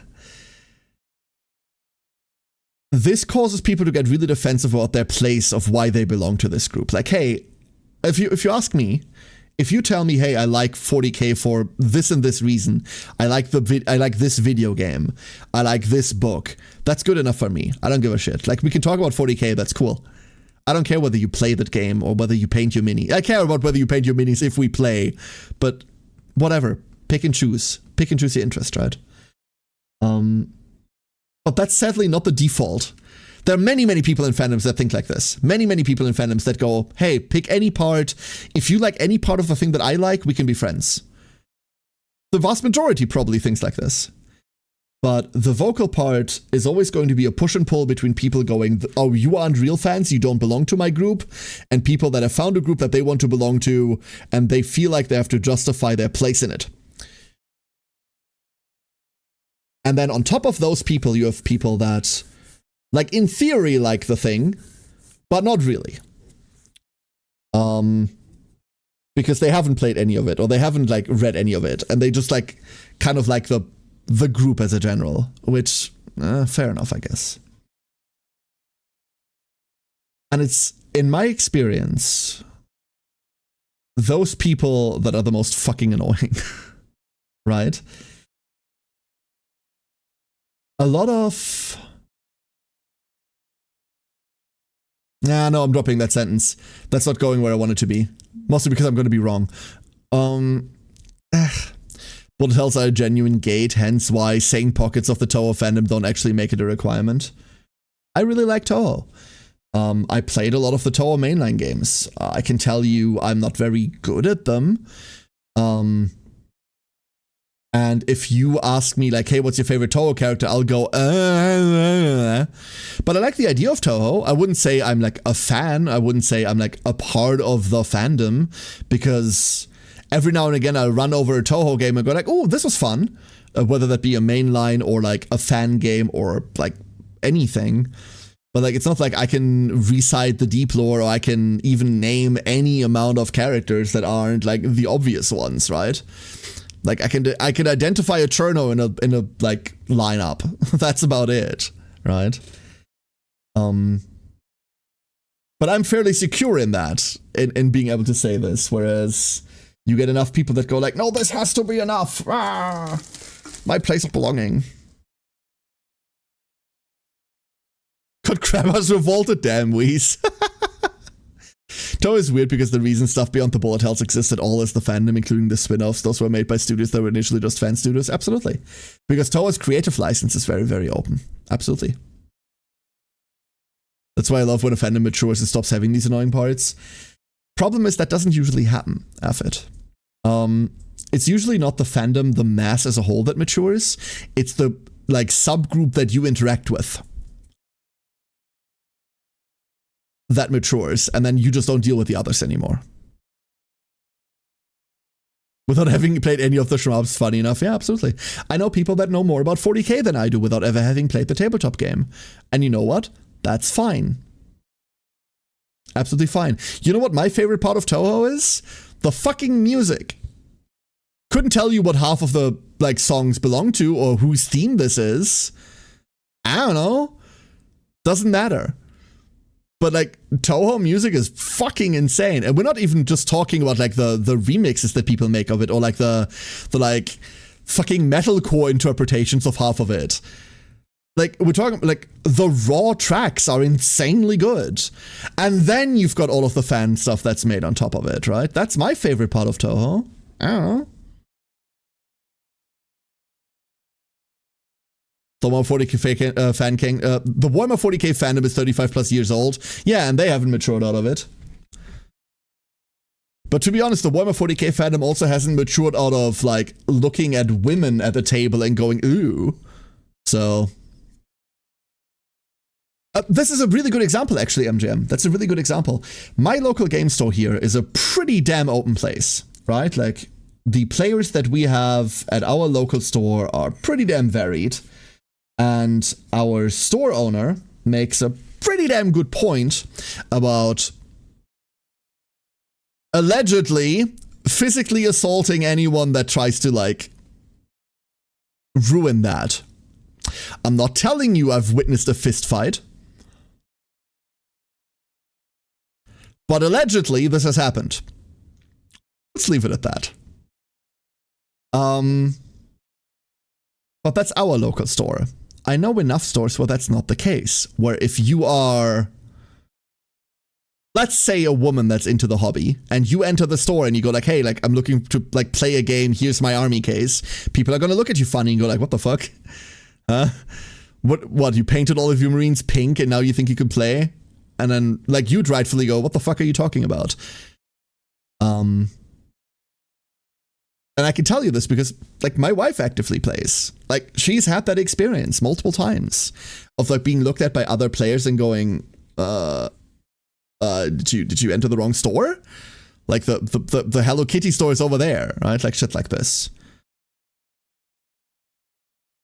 But our local store, the area that I only exclusively interact with these days, doesn't do that. That doesn't mean the fandom's matured. The 40k fandom is the same cesspit that it has always been. But the parts that... And, like, if you enter that group, like, you might interact with, like, the toxic parts. Like, you might find a home there. And then you might eventually grow out of it and then, like, shrink the circle that you interact with, right?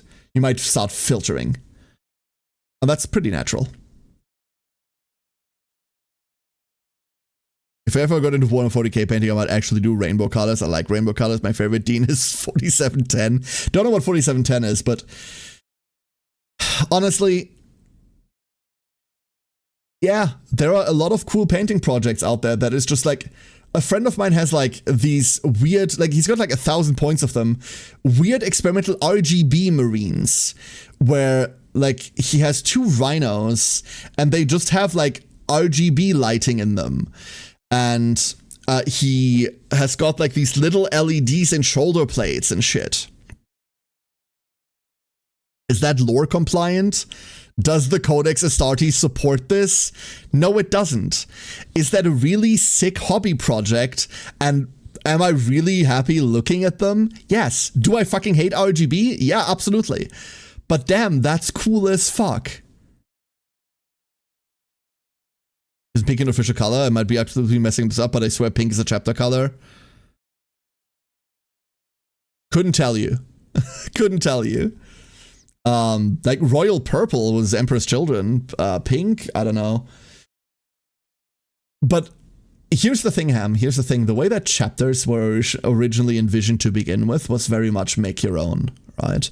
Obviously in 30k, you've got your legions, your 18 legions, and that's it. And those are very cohesive in lore. There is 18 legions, one for each Primarch. 18. Shut up. And then 40k, based on 30k, or like built upon the lore of 30k, obviously. Uses that lore in order to uses that lore in the Horus Heresy and the splitting of the legions into chapters, uses that to justify players making their own shit. Like, making your own successor chapter was always the point. That was always the point. Here is this fracturing, and this is why you can now make your own Sonic Hedgehog successor chapter. The sound chapter pick? What the fuck is sound? Do you mean like now Emperor's Children? Like Chaos Slaneshi Emperor's Children nowadays? They're pretty pink, yeah. But they're also not a chapter. Not a chapter at all. Really quick background, brethren. Really quick background. In 30k, you've got 18 legions, gigantic military organizations, giant armies. And each of them is headed by Primarch, their gene sire, their dad. And all of the Space Marines are not clones, but have something called Gene Seed that originally originates from the Primarch, which is like this demigod super being.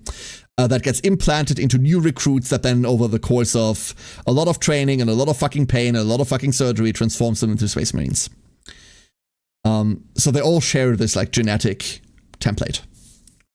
And all of the 18 legions are different. And then in 30k we have something called the Horus Heresy. Oh, I'm dumping 40k lore on you. I'm so sorry. For anyone that isn't ready for this. Then we've got something called the Horus Heresy, where one of the Primarchs, Horus, leads a rebellion against the Empire. He's not the one that started it. Lorgar was a shithead, but he gets joined by some of his brothers, and they rebel against the Empire. This causes the downfall of the Empire. This causes the Emperor to be stuck on the Golden Throne and basically being dead. This causes the decay over the next 10,000 years. Big civil war. The rebels, the heretics that have fallen to the forces of chaos, which are demons that basically went, bah. Rebel, get beaten back. Horus dies, citation needed. And on the Empire side, one of the responses to this is to say, hey, we can't have legions anymore. Having these gigantic military organizations that are basically just governing themselves, we can't have this anymore. We are shattering all of the remaining legions into chapters, smaller groups that build their own identity based off of their original legion. So they still specialize in the same thing-ish, but they're like a smaller body now that's not beholden to a larger organization that could as easily start another civil war. That's what a chapter is. And then 10,000 years happen, right? So take this, make 10,000 year pass, and that's where we are in the 41st millennium now. So chapters are much, much, much, much smaller groups like this. And this is Games Workshop's hook of saying you come from one of the large shattered legions, make your own group, because there's an untold number of them. So anything you say kind of goes. You literally make your own OC. Right. Think of the Exorcist subchapter of Imperial Fist. Their official color is red, but I swear it looks pink. This is the next thing I'm leading into. I can tell you a lot about 30k lore because I adore 30k lore. Imperial 30k lore. Because that's all there is. But once we get into 40k and we go into sub-chapters and all of this, I don't know shit anymore because I'm not an Empire player, right? I don't play Imperium. I play Sisters. Okay, I play Custodes. Shut up. But I don't know shit about Space Marines anymore, right?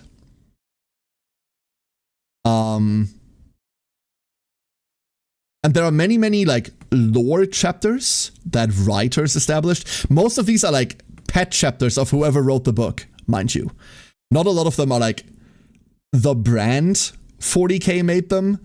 A lot of them are this Black Library author paid by Games Workshop to write a novel, had a chapter that they really liked or that they made, like their little fan chapter, and they just wrote them into lore with approval, obviously, right? Like a lot of these are like that. But there's so many of these that I never bothered keeping track. I don't know any of them. There's one that looks like sharks. And that's where it ends for me, right? Like I don't find Space Marines interesting. So that's not lore I usually dive into. 40K is so vast that you can just pick. You can just pick what you want to know about. Someone could lose to a Sonichu chapter. If I tell you that I know someone that has an army painted in Sonichu colors, and some of this, it's a Space Wolf chapter specifically, and some of their wolf priests specifically have a fucking Pikachu tail, would that make you happier? Would knowing that make you happier? Because I can send him a message right now.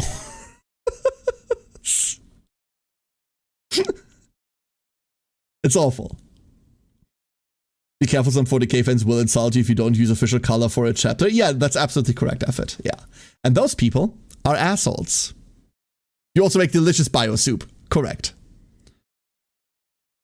Blood Ravens were a Dawn of War thing only, then got their own lore. I didn't know that. Fantastic. The two missing legions were... There are no two missing legions. I don't know what you're talking about. I don't know what you're talking about. Nope. Not to be elitist about this. I said there's 18 legions. In 30K lore, there are multiple points where they reference like rows of statues of all the Primarchs in the Imperium capital, like, or on Terra, right? But there are two statues that have covers draped over them, and the Emperor's decree is that these will never be spoken about. They are ostensibly two Primarchs that have gone missing, didn't work out, died, rebelled early. We don't know anything about them. There's nothing about them. Their legions don't exist anymore. We have nothing about them. By design, we have nothing about them. Except for these hints that their statues are covered and never to be spoken about. That's what, when people refer to like the two hidden or the two lost legions, we don't know whether they're lost. For all we know, they're busy lifting the golden throne on their shoulders every day. I don't know. They're the ones that occasionally go feral. That doesn't narrow it down, unfortunately, brethren. There's more than one legion that occasionally goes feral. The Space Wolves are based on... very heavily influenced by Norse mythology, the idea of like a Norse berserker, like a bear fighter. Like there's heavy drinking, there's a lot of rune magic, there's a lot of petting wolves and living in like cold weather. Like, you know, when you think like cliche Norse Viking bullshit, even though Viking means none of that, that's what the Space Wolves are. That's what they are. They don't have psychers, they have rune priests. Their homeworld is called Fenris, for fuck's sake. They don't ride steeds into battle, they ride thunder wolves, which are gigantic Fenrisian wolves, mechanically augmented. You know. Some of them turn into werewolves. You know. They make an alcohol that is so fucking toxic that it even gets through like Space Marines like anti-toxin resistance.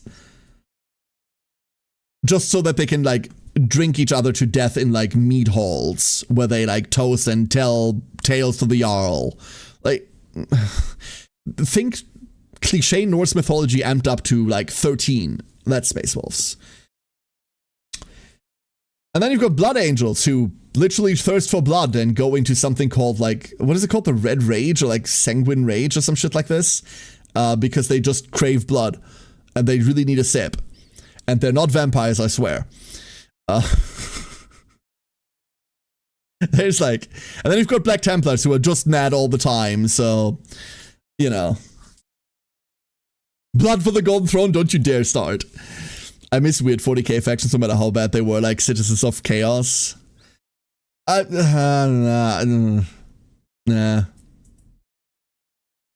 The National Memoria? Oh, the two lost ones? Yeah. What's the difference between Space Wolves and Witches and Mutants? Well, inquisitorial override.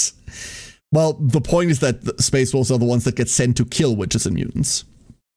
The fall of Prospero and all that. Space Wolves have their own intricate language about everything. The Imperium cannot translate half of it with wolf plus X. Correct. Correct. There is a lot of 40k lore, and I like a lot of it. But we could talk about 40k lore for the rest of the stream, and we wouldn't be talking enough of it. I'm gonna boot up CZN. I want to run Diana through. I want to run Diana through a dungeon, see what we get. So. New CZN content dropped yesterday. Season 2 is over. This is like not even a segue. We're not even doing segues anymore. We're just going. She's a Valentine's character. She isn't. She isn't. I saw your comment in chat yesterday. I thought, no, she isn't. She looks like it, but she isn't. Diana's not a seasonal character. Well, I need to like recapture the thing. CZN historically is a bit of a bitch to capture. So this might be a little bit problematic. But hopefully this will work quickly. Okay, that doesn't work. That immediately doesn't work. That immediately does.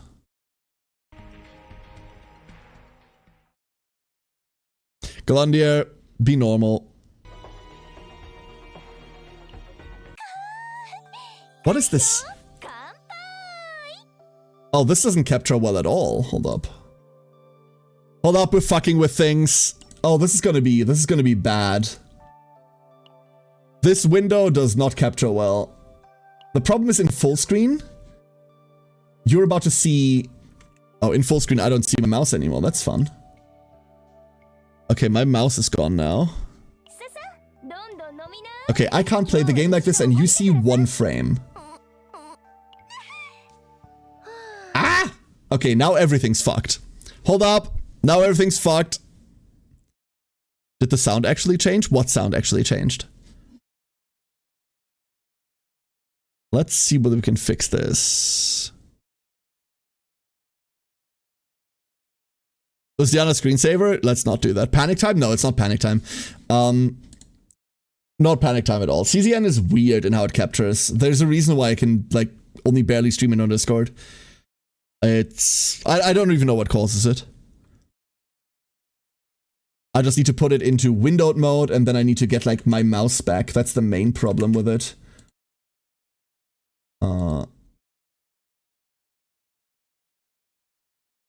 There we go. And then we're back here. Which means that if I switch over there now... Weird. Hold up. We might just have like a weird little... There, we might just miss the right side of the screen, I suppose. I think that has to be okay. We're just missing the right side of the screen. Checking since he sounded lower all of a sudden. Might be on my end, hence why I asked. Interesting, Sinjin. Interesting. Was on your end. Okay. Thank you. Thanks for the feedback. I appreciate that a lot. Please do bring these things up when they happen. This matters a lot. I know my sound setup is fucking dog shit, but... Yuki background reminded me of an identical character who is perpetually drunk from Guardian Tale. Ah, yes. Constantly drunk middle-aged woman, huh? The anime trope. All right, so for those of you that haven't seen CZN at all, CZN is a gacha. Let's start with that. And it is a roguelike thing. The way that I like to describe it is it's what happens if Uma Musume meets Slay the Spire. It's very much that. With a little bit of like with Darkest Dungeon sanity mechanics mixed in.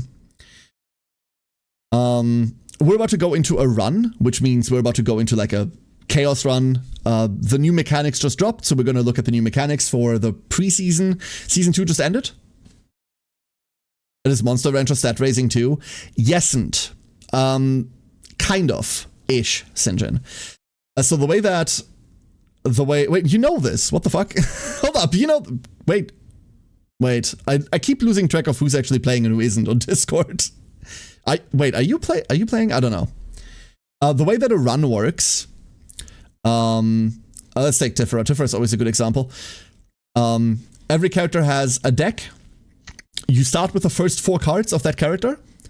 So, for example, if we were to bring Tifera into a run, we would start with Meta, Disintegration, Barrier Deployment, Quantum Seed. And then, over the course of a run, you can find these additional cards for the deck. You can delete cards, you can duplicate cards. These cards can evolve into different versions of themselves. Every single one of them has like 5 different versions and a couple of generic ones that we're trying to avoid. And at the end of the run, you get save data of what your deck looked like. This is why it's like Uma. This is kind of why it's like Uma. So for example, this is my Tifera save data. I copied Quantum Seed a couple of times, so we have 4 of those. These are the versions of the cards that I ended up with. This is the equipment I ended up with on that run. This is a generic card that I found that I added to her deck. And now I can use that one in other game modes. Just like in Uma, where you make a saved file, where you go through a career with your Uma, and then you take them into like your farm runs. This is how CZN works too. Only that in CZN, a team is made up of 3 characters. All of them save their stuff individually. So, for example, this is Rita. You'll hear me refer to Funny Time Cat a lot today because we might be playing her. And like, let's say I play both of them together. They save their stuff separately. I just read some weird news. No Man's Sky got a Monster Tamer update. Yeah, and you know what the weirdest part is, Alex? This isn't me complaining. This is me complaining. More than... Hold up. Counting. Not only did this get posted in Discord over and over by multiple people, 8 people saw fit to separately DM me about it. Like... Okay. I guess I'm the Monster Tamer guy, I get it, but like, I've never played No Man's Sky in my life. It is weird, but I do applaud them for adding more stuff. I made the comparison yesterday that No Man's Sky was kind of like Warframe. We're just adding random shit to it now. Is there silly inherit stuff too? There is not. There is not. Not at all. Ken likes Monster Tamers? I didn't know that. Yeah, I play so few of them, you're right. I play so very few of them. You know what I'm doing? You know what I'm gonna do? We're gonna do the CZN special again. We're gonna do the CZN special again. We're going over here. For no reason whatsoever. For no reason whatsoever, we're going over here. But yeah, so you make a team of 3 characters, and then you go through a run. No chaining runs into a silly super run, which makes a super build. No, nothing like that. Nothing like that. So yesterday, we got a new character. The way that CZN is played is in seasons. We just finished season 2, which lasted for 9 weeks, which was a content cycle of here is a new thing that you get to fuck with. All of your season 2 save data can be used for season 2 specific bosses. And now we are in between seasons for 3 weeks. In 3 weeks from now, season 3 is going to launch, and with today's like in-between season patch, or yesterday's in-between season patch, we got a new character. Maybe I skipped a lot of Discord messages. That's fine, Alex. That's what I mean. I don't mean to complain or like tell you off about telling me. Like, I just think it's funny that that one specifically so many people wanted to tell me about. I'm like, that's cute. What the fuck? I know the reason. So, yesterday's new character, this is Diana. If you compare... So, when the game came out, we had like a lot of future character leaks. We had a lot of future characters leak. And with them, we saw their art and like their base stats. And that's really all we saw about them. And if you compare the leaked Diana to this Diana, then exactly two things changed. And I'll let you guess what those two things are.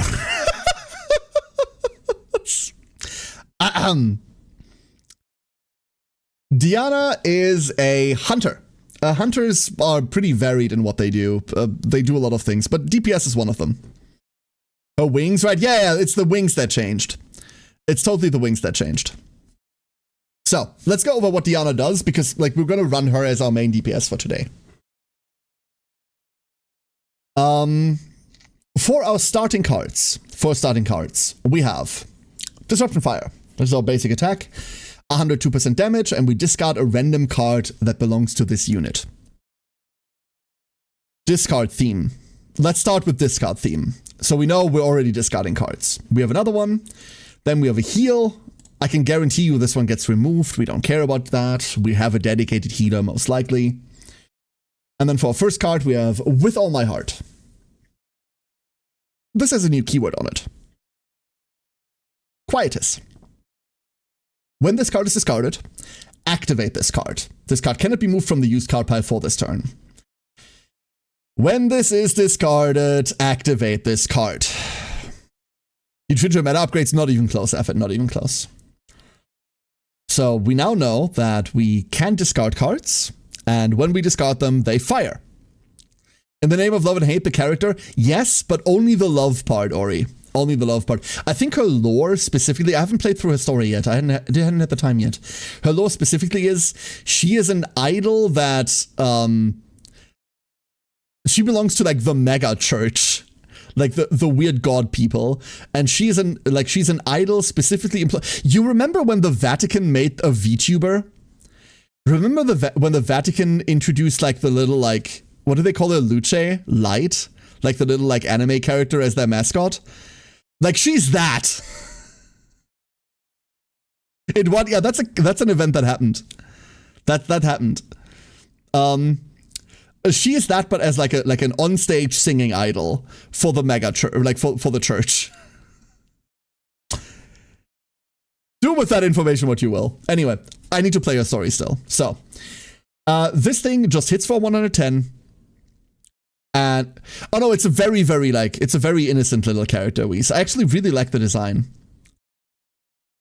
Really like the design. Don't know why they named her Light, considering that the other famous character in like Catholic mythology is that is named that is literally Lucifer. Interesting choice there, buddy. Interesting choice there, but yeah, you know, it's old news anyway. So this also makes two Heartbreakers. Heartbreaker's this.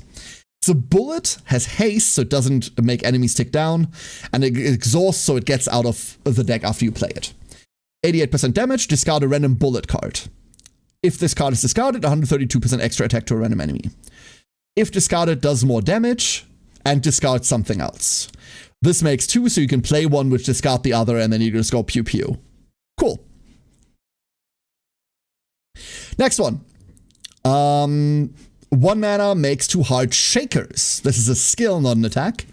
Bullet, haste, exhaust, same keywords. Resonance. This is her other new mechanic. On card discard, so whenever, like, resonance goes onto an enemy, and then when you discard a card, you get an 80% extra attack, and then resonance goes down by 1. So you apply resonance to enemies, and whenever you discard anything, you shoot all of the resonance targets once. Discard a random card from draw pile. This discards something from your deck, but it could be anything. You could even discard a boat. And if this card is discarded, 2 resonance to a random enemy. Okay. So we have an easy way to apply resonance, and then we have like a better way to apply resonance. And this makes 2 of them. Pistol of Purification. Bullet and Quietus, so this is another card that wants to be discarded. And that activates the entire thing. 132% damage and 2 resonance to a target. If this card is discarded, activate resonance inflicted on the target by this unit 3 more times. So you get the 1 shot from discarding a card, and then you get 3 more shots into resonance targets as a bonus. Cool discard. Draw a Quietus card and then discard 2. Gives you deck access. Pretty simple, nothing new. And last but not least, Liberated Feelings. Draw 2 Exhaust Bullet cards if they made it into your deck or your discard. 330% damage, increase damage amount by 30% for each different bullet card in hand. Okay, so big hit, but does cost 2 mana. We only have 3 mana per turn, traditionally. This costs the majority of a turn, but this is a pretty big hit. So overall, we want to discard cards, we need to find a way to draw cards. She has some ways to do that. Find cards, discard them, shoot people. We have her ego skill. This is like the big button that you press, which makes a Cupid shot and 2 heart bullets. This is Cupid shot. It's a 1 mana bullet with Quietus, so it wants to be discarded. 132% damage, and then a 66% extra attack to a random enemy for each bullet card in hand. Many bullet card make Cupid shot, shoot many shoot. Shoot many shoot. I was wrong about feeling it can be removed. I live in a world where this card goes to hell, honestly, yeah. Diana Ryona? I don't know who that is, Effort. And Bullet Dude, Luke? We could do that, yeah. We could do that. Does she discard herself enough, or we want a mill support? That's a really good question, Ori. That's a really good question. So, the Heartbreakers here discard a random bullet, and the Heart Shakers discard from deck, but this could be anything. Blooming Love also has a discard attached to it, but Blooming Love epiphanies into some really funny stuff that doesn't discard anymore. If you hear me use the word epiphany, it's the phrase used for a card evolving. And it sometimes quite drastically changes what the card does. For example, normal makes 2 Heart Shakers. This changes every 0-cost exhaust card in hand into random heart bullets. So a card epiphany can be very, very different.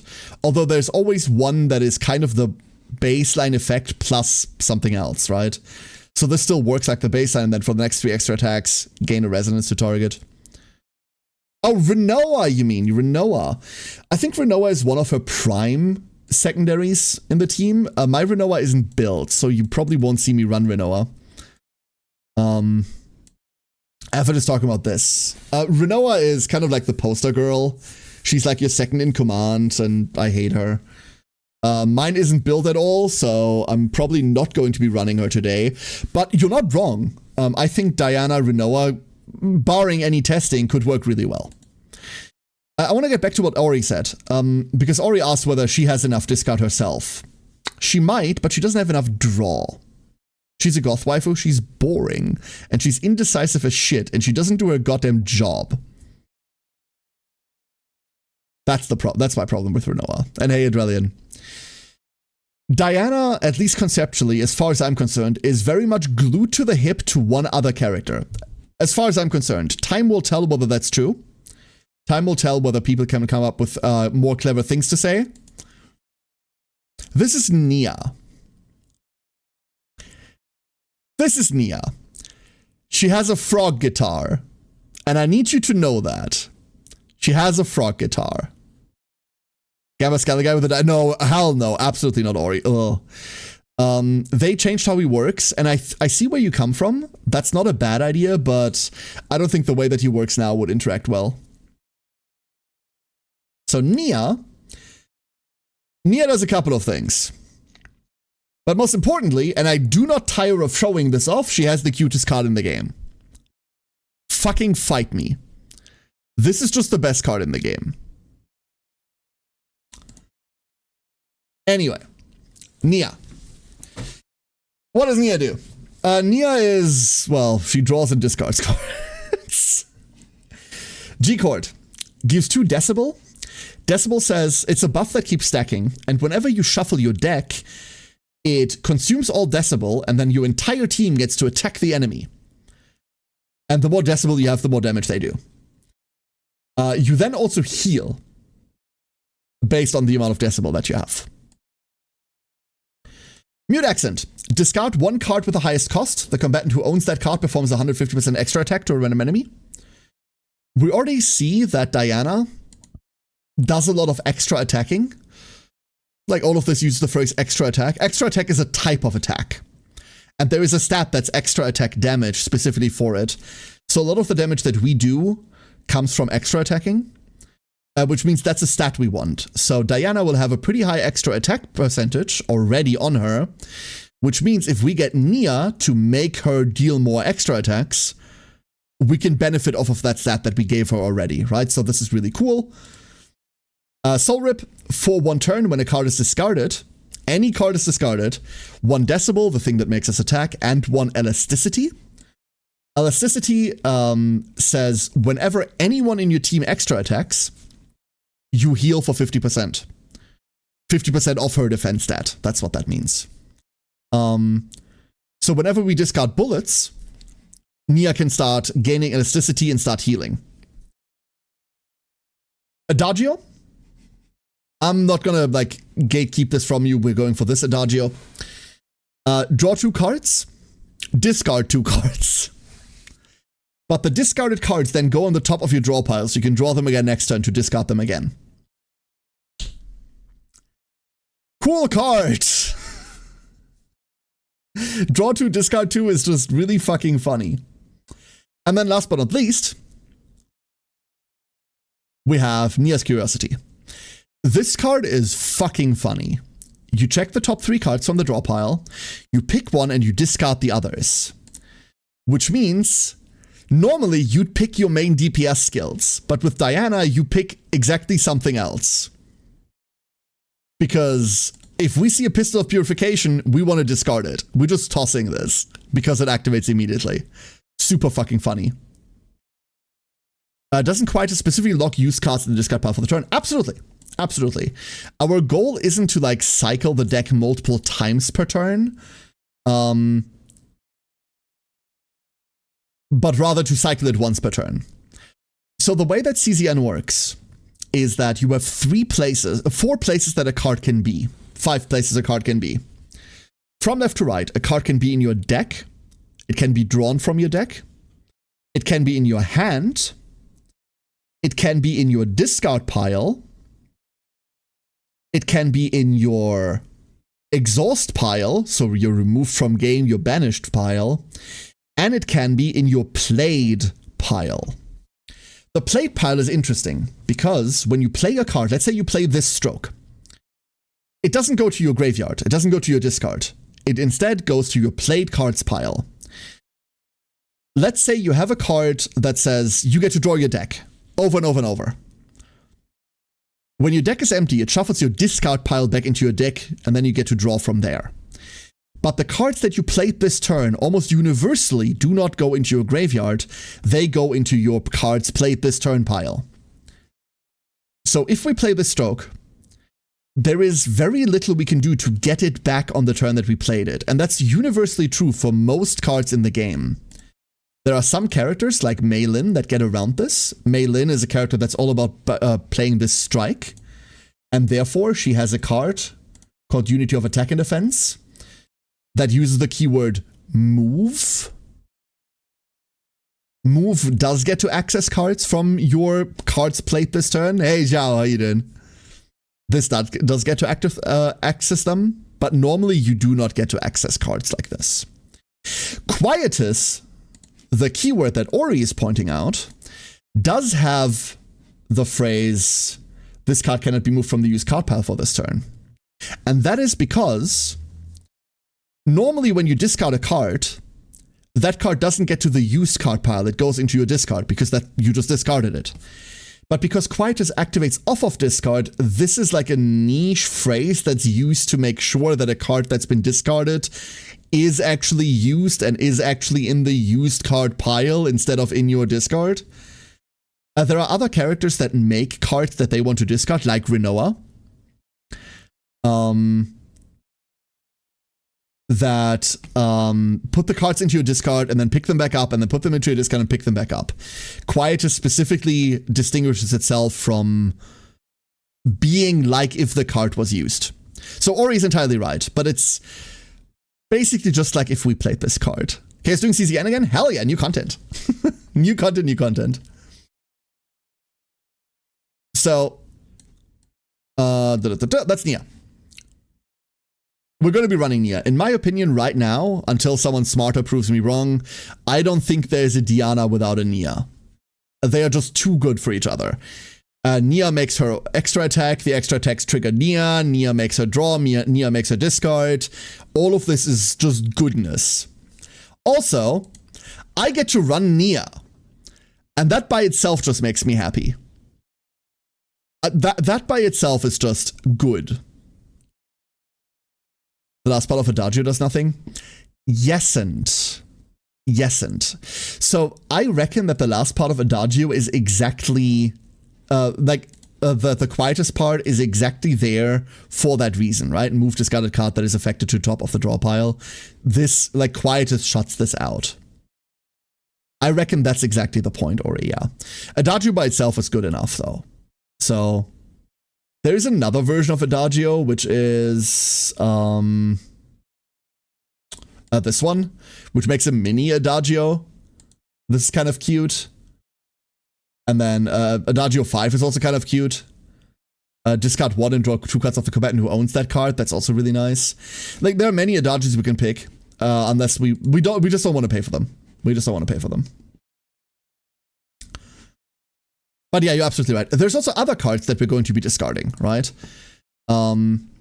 Because remember, we're not just going to discard Quietus cards, we're also discarding these suckers.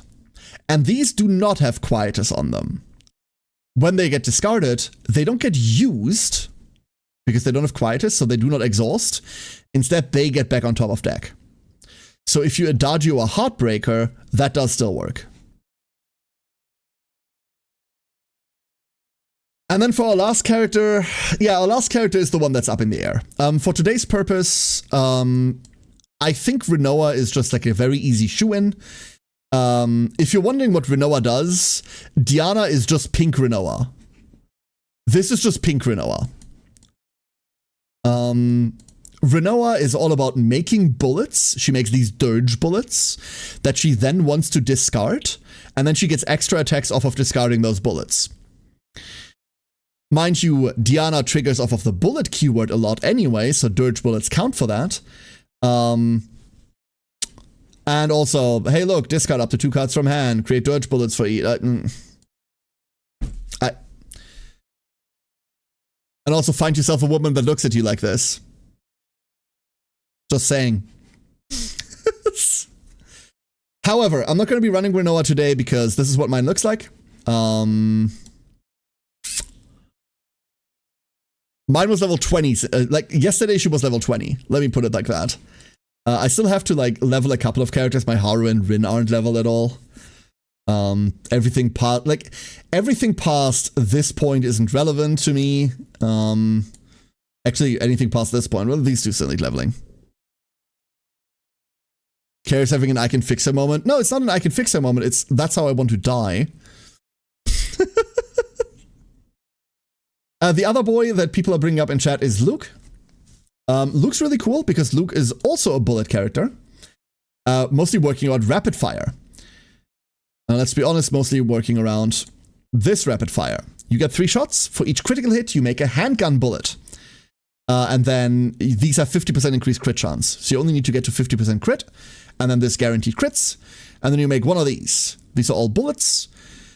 If you get Luke at E2, he has a passive that says after you play 3 bullets, make 2 more bullets. So he makes 5 bullets. This is great. Don't look at this. Also,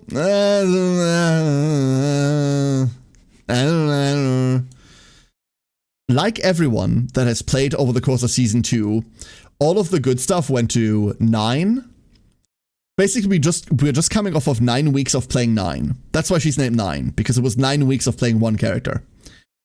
And Funny Time Cat, but Funny Time Cat was the last character to release last season.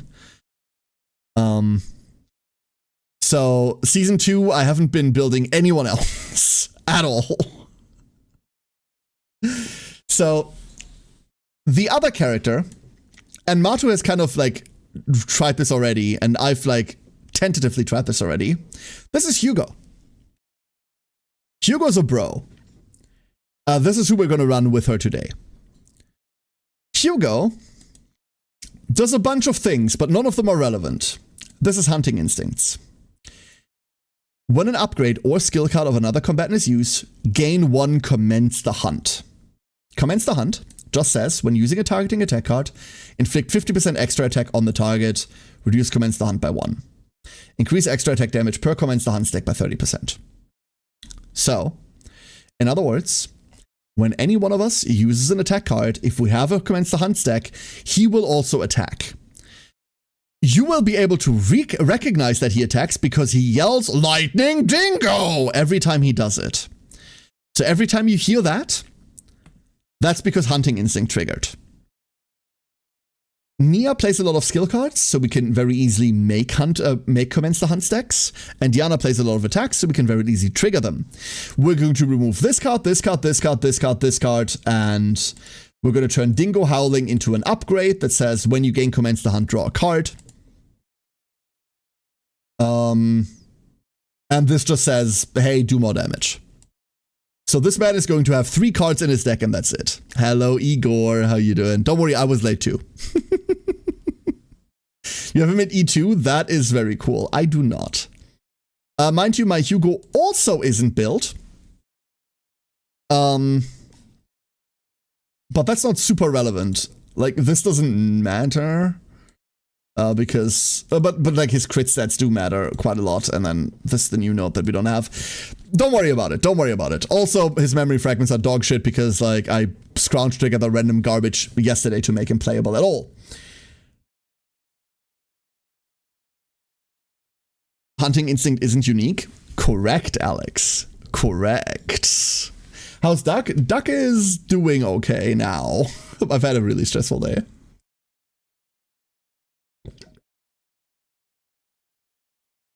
So, shall we?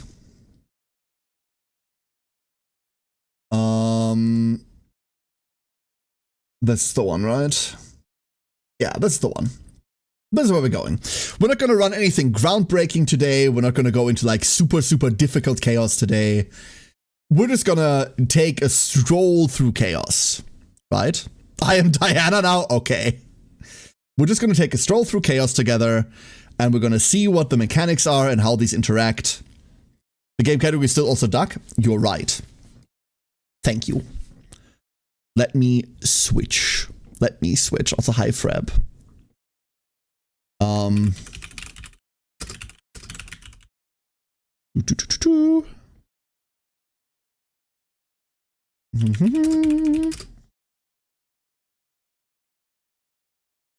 Also sneeze.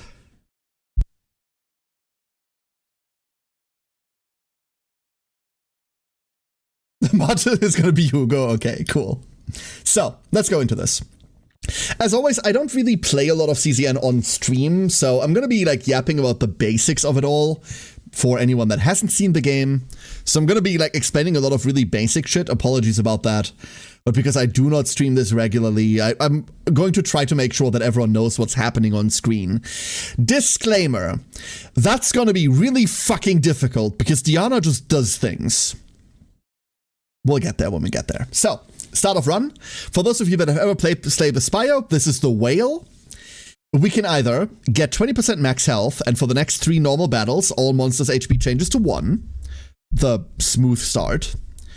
We can select and obtain 1 among 3 random neutral rare cards, or we can decrease our max health by 20% and select 1 of 3 random legendary cards. I don't really care about neutral cards whatsoever, so we're just going to take the easy way out. Plus our max health, because our modifiers is minus 40% anyway, so getting a little bit more maximum health doesn't hurt. We're starting off with getting Pistol of Purification, Fan of Daggers, and Soul Rip. Having Purification immediately is great, and then we get to pick a buff going forward. Rest, Recovery, and Safe Zones increase by 50%, whatever. Normal basic cards will be replaced with random rare neutral cards, whatever. Ego Manifestation Stage of all combatants by 1. This is literally, you count as owning one more characters than you actually do. I don't really care about any of these, we're just going to take the Ego. Because that's funny. So now we're counting as having an E1 Diana, and I misspelled Diana in my title. I'm very good at this. I'm very, very good at this. There we go. Fixed it.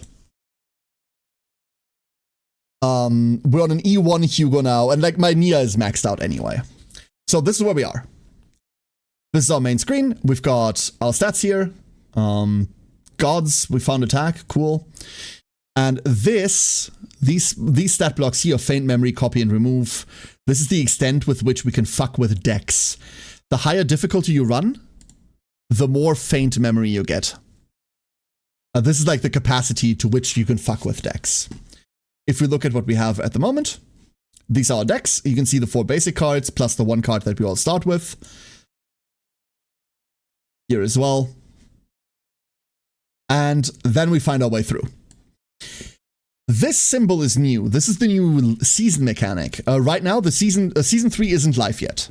But because last mid-season, or last like pre-season was a bit fucking boring with nothing to do in it, we're getting a sneak peek of the season 3 mechanics. So we can already interact with us and we can already pick this up. We're going to try to route through as many of these as possible, simply because I want to see what the options are, which means we're very likely just going through here, fight, event, fight. The rest doesn't matter. An elite, fight, event, go through here, elite, fight, elite. That seems fine. Here we go. So, basic combat interface. We have team health. Characters don't have individual health. Well, they kind of do, but everyone's health gets pulled together.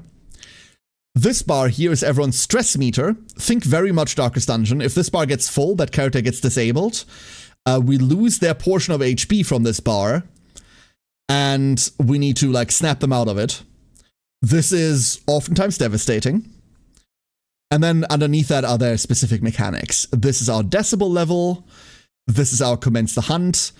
And this is... I don't know. What the fuck is that? It's not resonance, is it? Wait, is it resonance? Flutter? Oh, I don't have Flutter unlocked. Why is that there? Interesting. Love Sign Master Spark? Hell yeah. Okay, so Flutter is a mechanic that she gets at E2. I don't have Flutter, so this will not matter for me. Ego bonus, I'm on a 0 baseline, so this only gets me to E1, so no.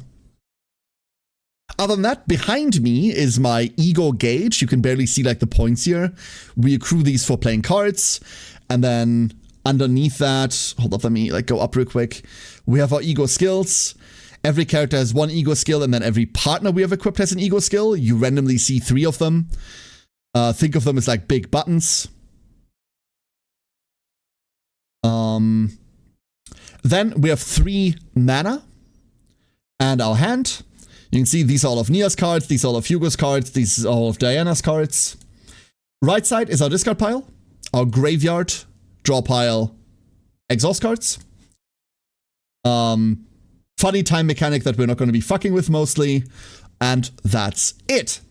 For our enemy, we have 2 bars. Health bar, because of the buff that we took at the start. Every enemy for the next 3 fights is going to start at 1 health. Beneath that is a like sort of stamina bar. You can break this, and if you break this, you gain 1 AP. And the enemy timer goes up. There's also other mechanics that relate to this. The color of this very much matters. This is red, therefore this thing is weak to passion cards. Diana is a passion damage dealer. Others will will only like mildly interact with this bar. In general, don't worry about it. Like, staggering enemies is a mechanic that some characters heavily play around, Senmetsu, and most characters will just kind of ignore it. Here's the enemy intent. It's going to do like some sort of debuff and buff. We can actually click on it and see that it's going to give itself to morale, and it's going to weaken us. And this is when that happens. If I play 5 cards or take 5 actions, it will just do that. It's not going to wait for me to finish my turn. You saw that some of Diana's cards have the keyword haste. Haste means that if I play that card, this doesn't go down. That's all that means. For now, we're going to just keep this simple. It's got 1 HP after all. And we get our first Epiphany. Nia gets Nia's Curiosity. Wonderful. Love starting with that card. This is also going to be a really quick fight, because once again, everything's at 1 HP. However, this time there's a lot of them. You can also see that there's this bright flash over here now. And Hugo has a light bulb over his head. That means, if I play this card, we're getting an Epiphany. The Epiphany will either be getting one of his missing 3 cards, or this card upgrading. It will be either one of the two. I don't think there's a way to tell. So, Hunting Instinct is the 1 mana that we have to play in order to get this going. And we get Quick Fix. This is one of the cards we were missing from him. When you get a card for the first time, its mana cost changes to 0, so we can free play this into the enemy, which we will. Lightning Dingo! This draws, and then we're just going to, one by one, deal with those as best we can. Diana stole my wallet. Did it go that badly for you, Zhao? I'm sorry. My Diana pulls were okay. It took me 60 pulls together, and that was it. For those of you that are playing, by the way, if you want my first opinion of her, I'm going to explain why I came to that opinion over the course of this run. If you're wondering whether you should pull on her, Diana's banner is a bit special. A normal banner in CCN lasts for 3 weeks. Diana's banner lasts for 4. There's no game audio? Fuck, you're right, I muted it forever ago. So Diana's banner lasts for 4. Thanks, Alex. Easy fix. The reason why her banner lasts for 4 isn't because they delay the next banner. The next banner is still happening after 3 weeks. But her banner will last 1 week into the new season. If you're wondering whether to pull for her, I would wait. I would wait until the season starts. And once we know how the season works and whether the Rift really cares about her existing, whether the Rift boss really wants her to be played, she could be the next 9, who knows, then I would pull. But if it turns out that the season doesn't give a shit about her and we don't get any discount support and she's just another Narja, I'm still mad about that. Sorry, Narja. Then I would skip her. She's okay. And depending on what Season 3 is going to be like, she might be insane. But she might also not be, who knows. Got a partner in 110 pull. Oh, damn. Hell yeah. I don't have a partner right now. I'm only at 156 tokens, and her partner is really good. I would say her partner is one of those cards that you should totally buy, but I generally do not want to pull for partners. I have a lot of partners, but I usually just buy them. I don't find the currency to be, I don't find it worthwhile spending the currency on them. Narja the best design appearance-wise I've seen in the game yet. Narja is cool, and Narja is good as well. However, what I mean by Narja, she's another Narja, is Narja came out in between Season 1 and 2. And Season 2's mechanics didn't care about her. Right? At all. Season 2's mechanics were built around 9, Tifera, and Rita. And while there was a space for Narja to fit into a 9 team early on, because she buffs defense-based damage, it basically took 2 days or so before we discarded that idea entirely. Before we just got rid of that idea. So while Narja is a good support, and if you have her, absolutely feel free to run her, she's great, she didn't really have a space in the Season 2 meta. And the same might be true for Diana. But the difference is Diana is a DPS, which, you know, matters in different ways. We have our epiphany for Fan of Daggers here. We don't really care about Fan of Daggers. We're going to remove it eventually anyway. But we have it for now. Our first event, the hatchery. We can either ask for food, which gives us assault gauntlets at the start of the battle against free counterattack, or we can remove a card. You're not going to see event text. I'm going to fast through all of that. Sorry about it. I've done these planets way too many times. Found dead in the ditch with Narja falling off immediately. I don't think she fell off. I think Narja is still, a really good support. She's a really good damage buffer, and she's a really good healer as well. And there are many potential metas in the future where she will be useful, or where she can be useful. There are many teams she fits in. But the way that Season 2 worked specifically, we had better things to do. Narja's hot? Agreed. What? Agreed. Removing this protect me. It's like, don't be too down on Narja if you had her and if you really like her. Don't let me tell you that she's bad or anything. She just didn't fit into Season 2. That's all it is. That is all it is. I was gonna say we have our first real fight, but that would have been a lie.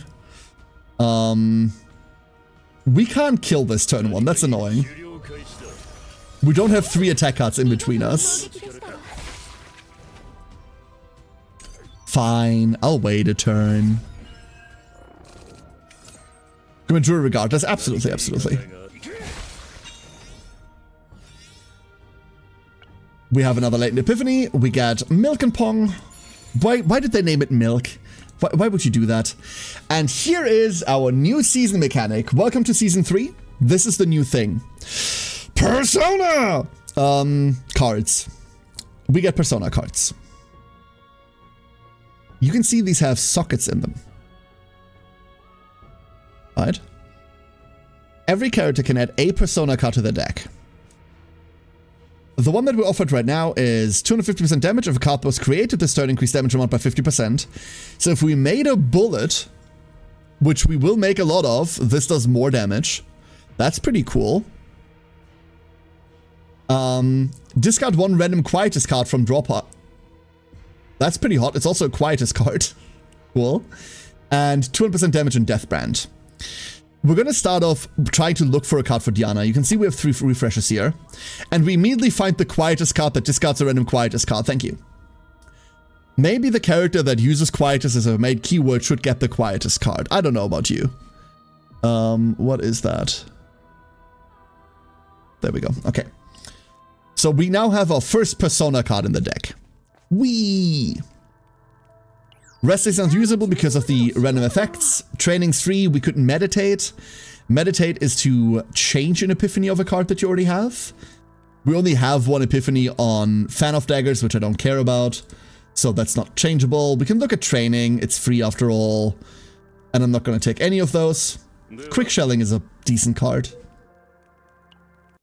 Next combat. Welcome to our first real combat. This is our first elite fight. We also don't have the 1 health thing anymore. Didn't work on this anyway. In 7 activations, it's going to cast Binding Hand. What that is, we'll have to find out. Let's begin with Hunting Instinct. This will almost always be our first card played. And on top of that, it is Epiphanying. So, we can turn it into Commence the Hunt for each skill card in hand. This isn't an upgrade anymore, so upgrades are powers and Slay the Spire. They're cards that you play once and then they linger on you as an effect. Upgrades are really cool. This turns it into a skill, so we'd have to play it over and over, but it costs 0. This says when an upgrade or skill card is used, 1 Commence the Hunt. So that also works for his own now, instead of just for others. And this one is, when an upgrade or skill card of another combatant is used, 1 Commence the Hunt, and then a 50% chance of an additional 1 Commence the Hunt. We're going to take this one. It's not the one that we want. There's a different one that we like more. But we now have this active. Let's go play Soul Rip. It's also Epiphanying. When a card is discarded, 1 decibel, 1 elasticity. This costs 2. Unfortunately, this will run us dry, but that's the one we're picking. It's still calculating as if we paid 1 because we played it at the time. And then we could play Disruption Fire here. We could throw some daggers. We can stroke. Unfortunately, we don't have another random card of this unit to discard. Otherwise, we would. And that would then trigger all of the funny things. But there you go. Lightning Dingo. There is Lightning Dingo the first. Get ready to see many more Lightning Dingos. There's Binding Hand. This is what this does to us. It gives us a 1-cost Shackle. While this is in hand, when an enemy acts, 1 disable card usage, and when action count decreases, decrease action count by an additional 1. So if we do anything, it disables our card, or if it goes to 0, it disables all of our cards. And if we play something, it goes down by 2 instead of 1. So first thing we do is getting rid of that shit. Then we discard a random Quietus card from draw pile. What do we have? We have With All My Heart, so we could get a shot and make 2 Heartbreakers. We have Pistol of Purification, we could get a shot and get 2 Resonance. No idea what's about to happen, let's find out. We discarded Pistol of Purification. Lightning Dingo. Bullets. Cool. A wild Australian dog getting hit by lightning? Yes, correct. We can also see we're about to get punched for that much health. Let's go G-Court. This gives us 2 Decibel and activates the top 1 card of our draw pile. We have no idea what that is, but it's quick fix. And then because we had Commence the Hunt stacks and someone played an attack card, we Lightning Dingo. Twice in this case. This ends our turn. Now we get punched. And you can see we're taking stress. Same thing's about to happen. It's going to buff itself and hit us. We're going to throw the Shackle out so we don't have to deal with it. And there are no cards in my deck. So if I play Curiosity right now, this does nothing. Instead, let's go. Just play these. We make 2 Breakers, and then we make 2 Shakers. The Shakers themselves won't be discarding from draw pile because there's nothing in draw pile to discard. But this discards a random bullet, and we were really hoping it was going to be the other bullet. What a shame. We were really hoping it was going to be the other bullet. So now we just play these to put resonance on the target and also to get a Commence the Hunt stack for every single one that we play. We're getting punched. We can't really prevent that. We could shuffle our deck, I suppose. There's a roundabout way to do this. If we play Security Team, this forces us to draw a card which there aren't any of. That forces a deck shuffle, and then Nia's Decibels will trigger making everyone attack. This way we don't have to take that 1 punch and extra stress and extra turn and anything. We're just moving through there. At the start of battle came 2 damage reduction. It's fine. Nothing world changing. Just put it on there. Kinda love the whole idea, regardless of how stupid it is, of using a common instrument as a weapon. Nia, Noise Marines, that one character in Chrono Cross. Absolutely. Wait until you see Nia's ult, where we just like, you know, play a funky concert. Alright. This guy's burning. When a monster acts, add 2 burn cards to the cards to be drawn. Hate it. We're always hunting instinct first. Persona. We get a new Epiphany, Liberated Feelings, and the card that we discarded from deck was With All My Heart, so we get our 2 Heartbreakers. This is great, because that means Liberated Feeling is gonna hurt like hell, because we have additional bullets. 0 recoil. 0 fucking recoil. Disruption Fire is going to discard one of these breakers, which means we're gonna get a 178% extra attack to a random enemy as well. And that kills the target. Cool. Very easy. And we get our next Persona card. 250% damage. If a card was created this turn, increase damage amount by 50%. We do create cards. And 250% defense-based damage, 1 vulnerable. I don't really care about these. There's another Quietus. I'd be super happy just doing that. because it causes these like discard chains eventually. And now we can get our first engraving. 1 agony on all enemies for each Lux engraving. So this is a Lux engraving by itself, and we can add this to our cards. Agony is poison. It's not particularly important to what we do, but we might as well just add this. We can override it later. So now when this card gets played, or when it gets discarded because of Quietus, we then also apply 1 agony to all targets. Agony matters for like a specific reason. There is a set that you can equip on characters that is a 2-piece set, so it can fill a hole that a lot of DPS characters have. Basically, there's 2 2-piece sets that a lot of DPS characters use, but the third piece, like the third 2-piece, is a bit open. We don't really have a lot of good things there. But there's a 2-piece set that says do 10% more damage against things that have agony on them. And therefore, you a lot of the times want like some random ass agony just to disable, enable that for your DPS. We can get a rare or legendary equipment, and we can increase our health by 20%, and then we can get a selected epiphany. We totally just want this. The 20% hit is whatever, and this allows us to just round out our card set more. Let's go finish up Diana. There's Blooming Love for the draw and discard. And then we have a little rest. Oh no, wait, that's the first marker, the first way marker. These happen every 25%. You get a little bit of equipment. Command 108. Increase damage of attack cards by 40% 1 time per battle. This is whatever. However, it comes with an essence attached. At the end of the turn, 100% fixed damage to a random enemy inflicted with a harmful effect. We can already apply Agony. This isn't like a super powerful effect, and it's an Umbra essence. But this is attack, so we're just going to put this on Diana, and we're going to deal with it. Moving on.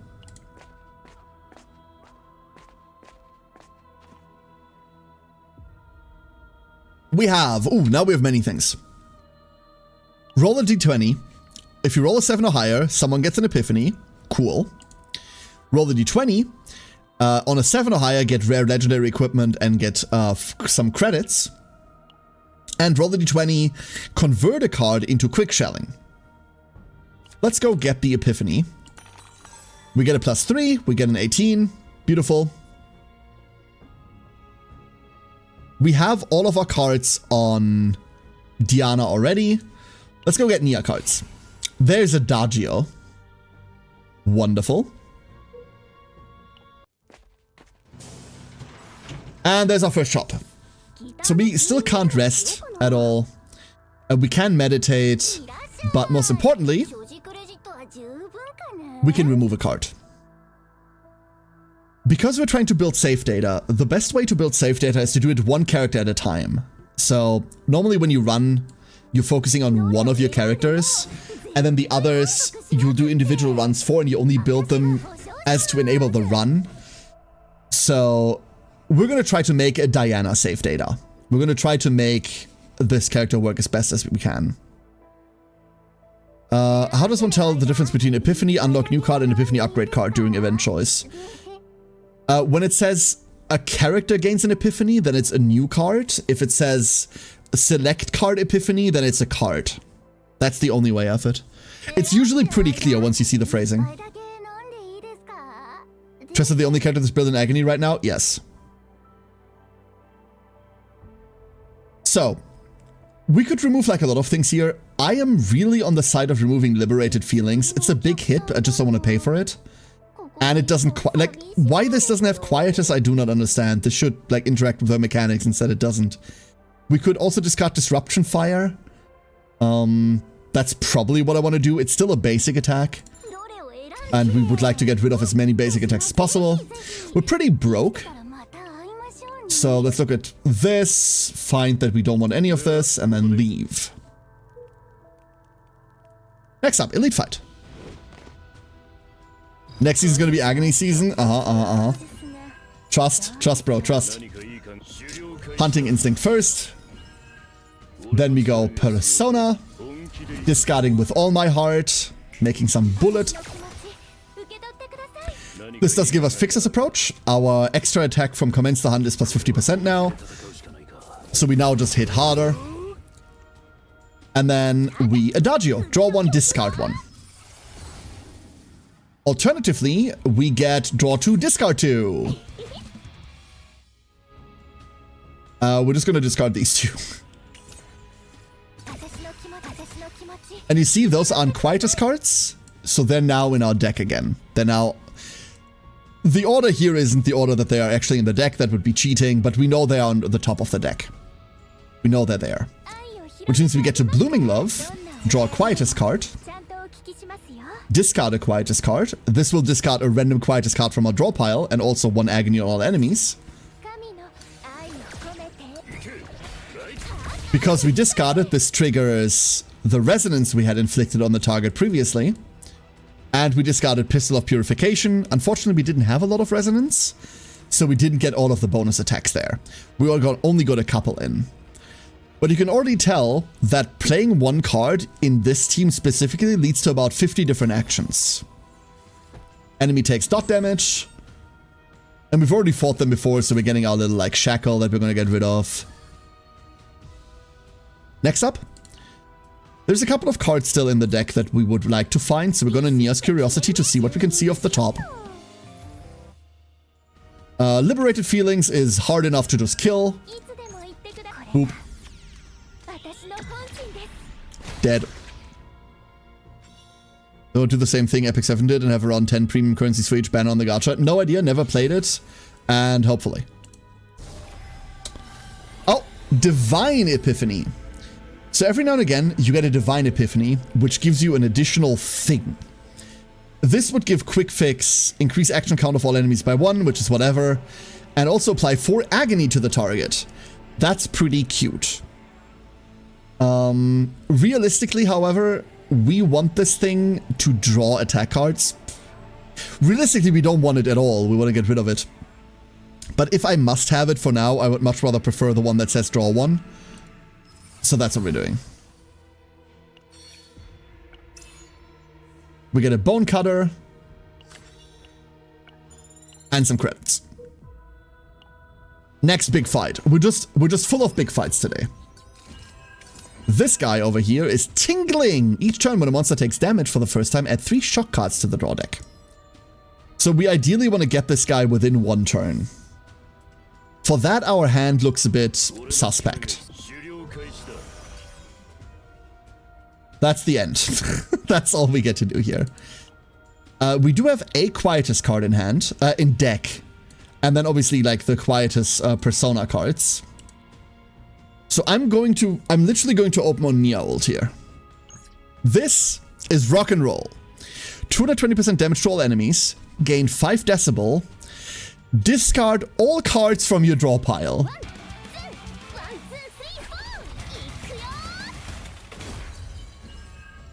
So our entire deck just went, and with it, all of the Quietus cards in it. And now there are 3 shock cards. We're gonna draw those next turn. We now have Heartbreakers. These discard bullet cards, and that's a bullet card. Unfortunately, there is a world where this Heartbreaker discards the other Heartbreaker, and if that happens, I'm going to cry. And I don't know whether there's a way around that. For now, we just shoot this thing. So we don't have to deal with the tingling effect next turn. And now we just gamble. We did discard the Pistol of Purification. Wonderful. And one more tap over there. End turn. What's the 1 hour message instead? Yeah. I fucking hate that that message exists so much. It wasn't my turn yet. You could Heartbreak into Liberated Feeling. Liberated Feeling isn't a bullet card, though. Oh, you mean Heartbreaker and then Liberated. The problem is, then I'm -1 bullet card, Matu. I'd much rather Liberated Feeling first, because that way I get 2 bullet buffs to Liberated Feeling, instead of Heartbreaker, discard other Heartbreaker, now I only have 1 bullet. That just seems like the worst play. Our last Persona card, we're just going to see whether we can get the Quietus one again. We're going to skip skip this. Don't worry about it. Gain 1 Blessing of Light for each Lux engraving. I have no idea what that is. 20% damage, shield gain, and heal amounts to ally cards. On effect activation, remove Blessing of Light. So the next thing we play. This can only be given to these 2 classes. So we can't put this on here. We have to put this on Hugo. I'm down for that. That's cool. Would have liked to stack it for Diana so that we have more Blessing of Light, but this is just stuff we have to learn about how the season works. We can get a first aid kit, or we can get an epiphany. Always get epiphanies. There's our dingo howling. And 1 more elite fight. Oh god, that's awful. That's not great. That's really not great. Ooh.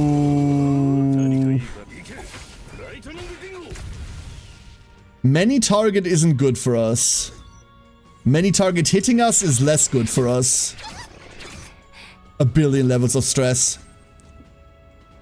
So we're really lacking in AoE. It's just not a thing we do and or have.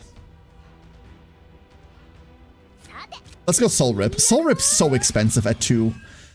And then we're going to Radiant Smile.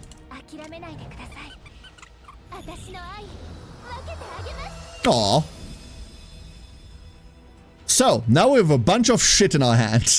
This hand is very pink. We only have 1 mana left. That's the important part here. We have a Cupid shot. We need to discard this Cupid shot somehow. If we Blooming Love, we draw, and then we discard these 2.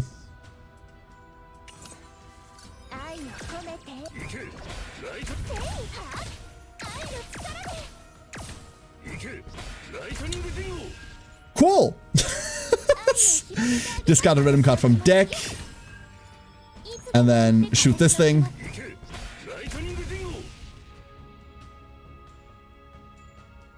We did things. The best I can say is we did things. We didn't kill anything, but that was a lot of stuff. Ooh, this has Retain. That's very interesting, and I don't like that. There aren't any more Quietus cards in deck, so we can't use this to, like, do things. However, we can Mute Accent to discard Liberated Feelings, and then get a random attack off of it. That's not good, unfortunately. So instead, I'd much rather Shaker, discard, Shaker, discard. Now there's only 2 cards left in deck, which means we can Adagio for them. There's nothing really we want to get rid of, but we are going to discard both of the Persona cards. This thing now dies to Agony if we end our turn. You can see, like, the little skull symbol there, so we don't have to worry about it anymore. And we just shoot other things. Deck is empty, we can't draw anything. All we do is kill. And we still take a billion points of damage. However, because we shuffled our deck, Nia now gets to Decibel.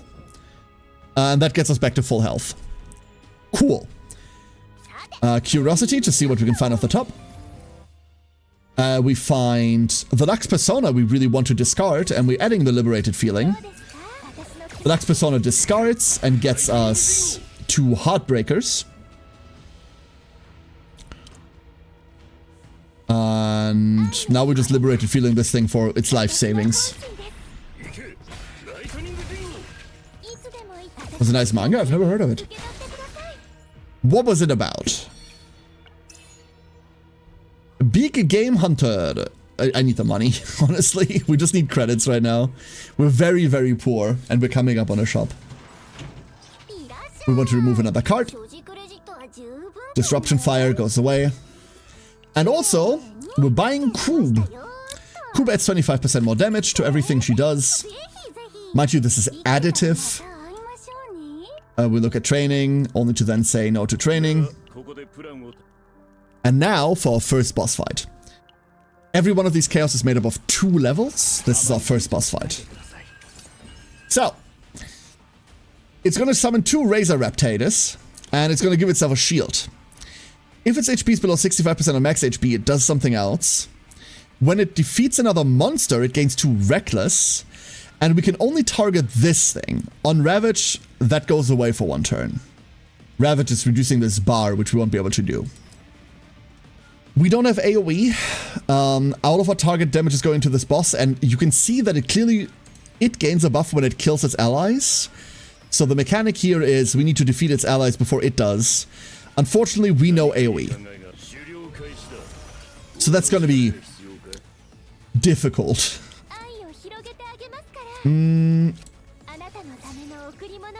Also, unfortunately,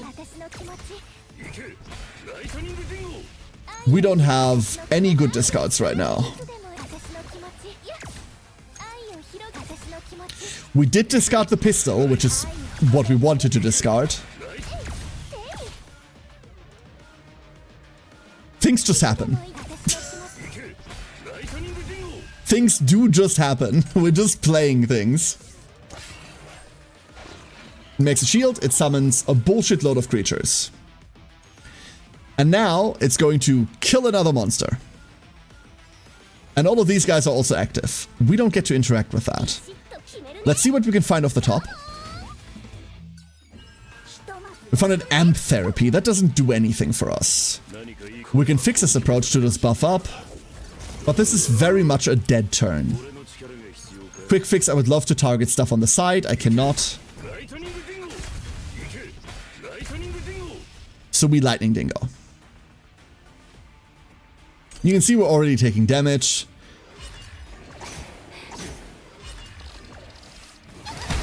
Donk. It killed all of its allies, and it gained 8 Recklessness. Increased damage by 160%. No, I haven't effed. No idea about it. That's the movie that stole the synopsis of All You Need Is Kill, turned it American and removed the emotional impact of the story to make a cheap action flick. So you mean an American movie? No, I haven't seen it, sorry. It's about to summon more things. We should probably stop that. How do we stop that? Bullets. Many bullets. Are there any more Quietus cards in our deck? There aren't. Well, there's Lux Persona, but like that one doesn't count. Does it count? Let's go Lux Persona. Like, I really wanted to Soul Rip here before, but I don't think we get to. Well, we could... you know what? Don't worry about that. Nothing happened. Soul Rip first. Blooming Love. And we exactly discard Cupid Shot plus Lux Persona.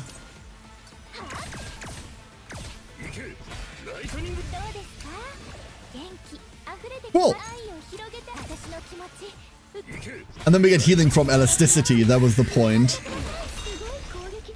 A soldier during an alien invasion that is going very badly, but is somehow stuck in a time loop that resets on his death. Telling more would be spoilers for a truly great story, so I will abstain. Wasn't there a movie like that with like Tom Cruise or some shit like this? Is that movie? Yes, is that movie? So I haven't seen that one either. But I know about it. Oh. Here's our first duplicate. This is usually what makes or breaks a run as you're trying to like build a character. Diana hasn't epiphanied at all, so duping with all my heart is a bit annoying here, but we are going to. Don't know if it was exactly the same movie. Ooh, second method. 35% extra attack damage. That is exactly what we're doing.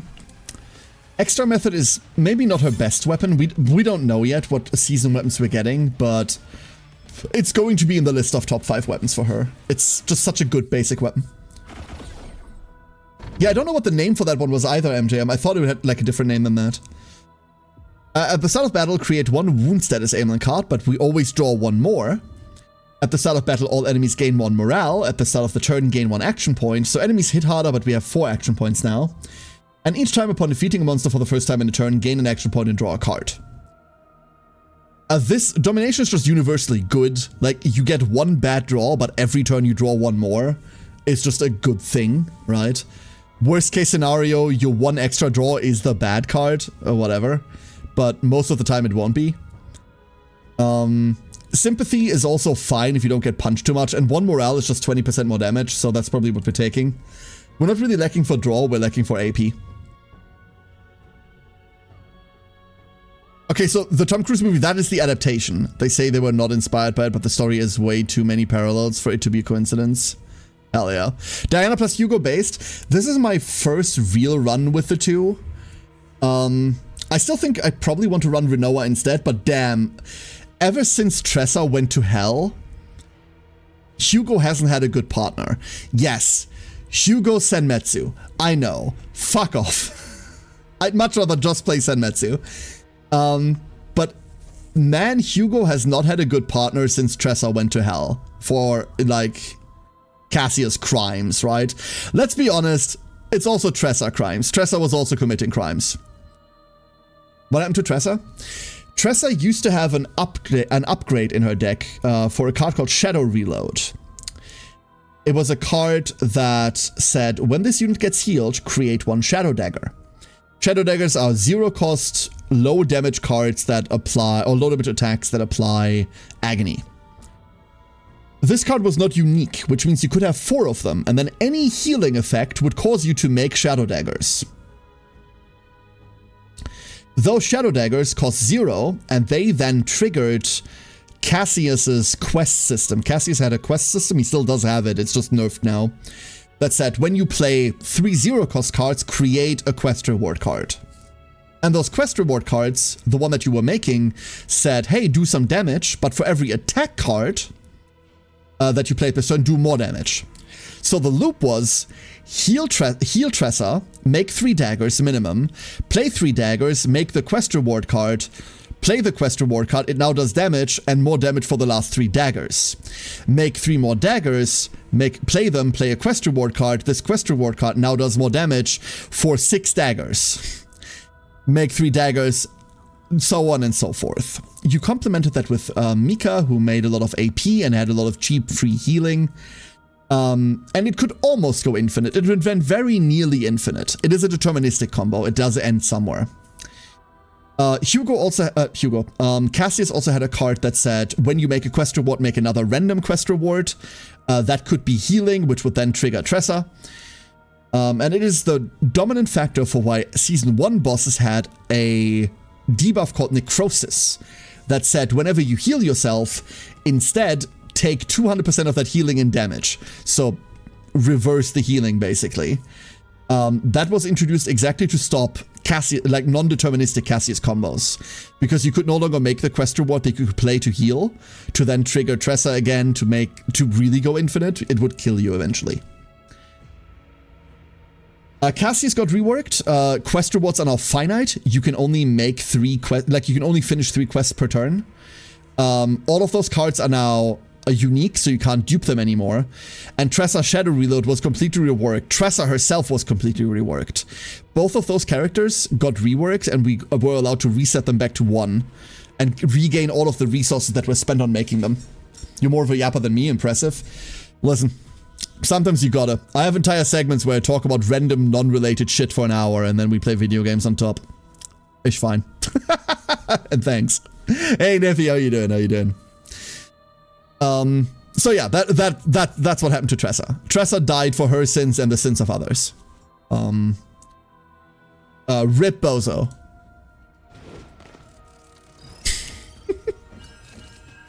I'm gonna be honest with you, if I never have to play Cassius ever again, it will be too early. It will be too early. Diana plus X plus Nia, fun, feels okay, man. I do think Diana and Nia are like glued together at the hip. I don't think there is a Diana without a Nia. And I'm gonna be honest with you, I don't think there's a Nia without a Diana at the moment. We tried to force Nia into a lot of things in Season 2. And Nia just didn't feel good Season 2 whatsoever. She also didn't feel good Season 1. But Diana is exactly the kind of character that she was waiting for. I'm very happy to play the little music gremlin. Very, very happy to play these two together. And then the third character, we'll see what the best thing is here, right? Like, I haven't looked at the JP scene yet. I haven't looked at the Chinese scene yet.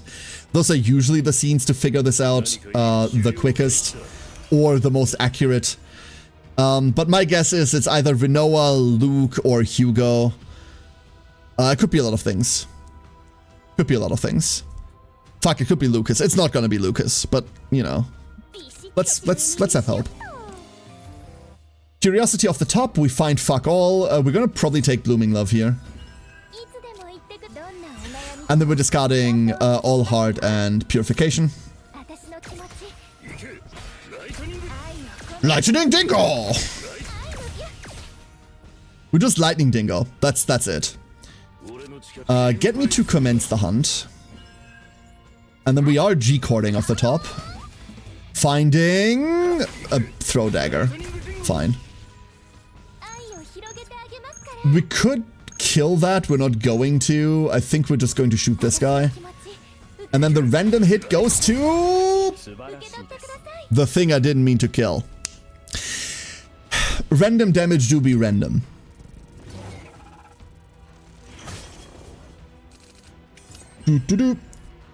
One big problem that we're going to have with this team as we go, this is usually the chaos problem. If you get all of these three characters individually refined, let's say we make a good Nia run, we make a good Hugo run, we make a good Diana run, this team is going to run very different than it's going to run in chaos. In a refined team, we're never going to see this card. In a refined team, we're never going to see this, we're never going to see this. But we do not have enough removals over the course of one run in order to make a good character and also make the entire team optimal. We can usually make one character optimal and that's it. So the rest is going to be a bit clunky.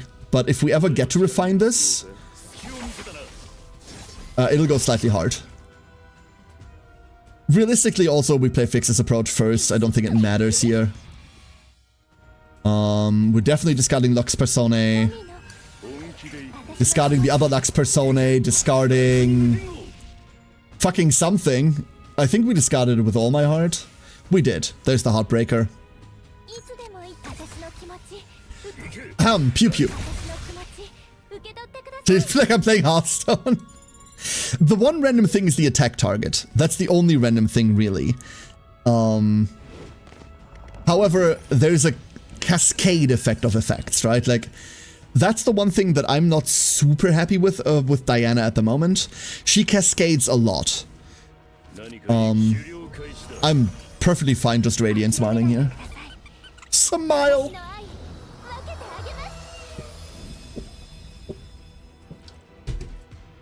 And then we Blooming Love out of this mess. Alternatively, we don't Blooming Love out of this mess. Let's find out. Draw a Quietus, discard 1. If the discarded was a card of a different combatant, create 2 heart bullets. Our target for that would universally be... I can't see my current hand. Would universally be the other Lux Personae on Hugo. Discard up to 3 bullets in hand. Draw a Quietus card for each discarded. This is cute.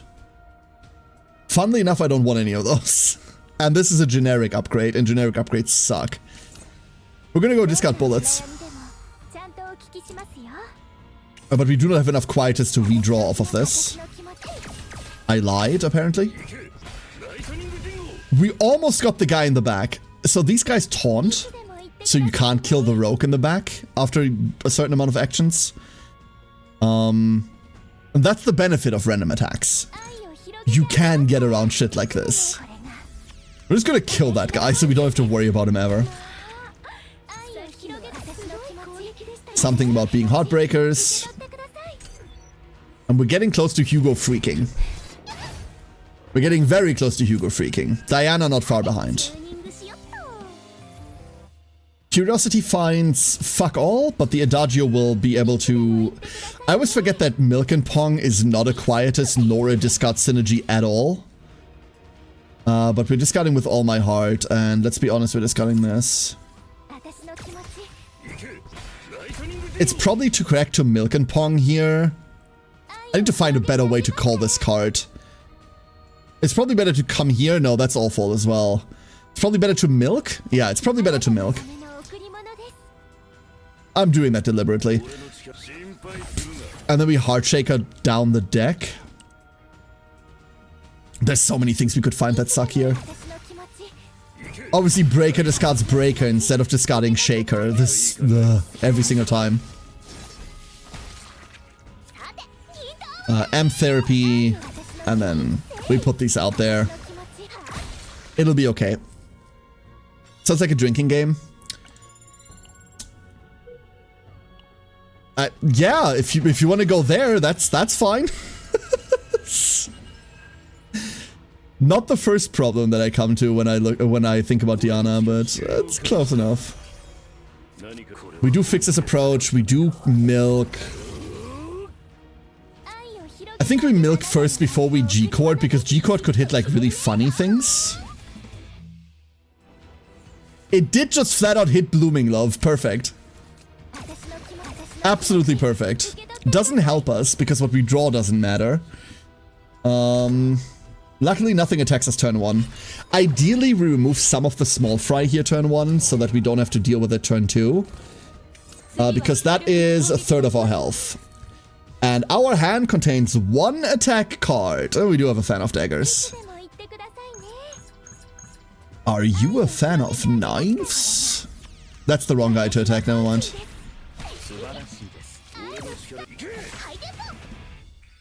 Maybe it wasn't.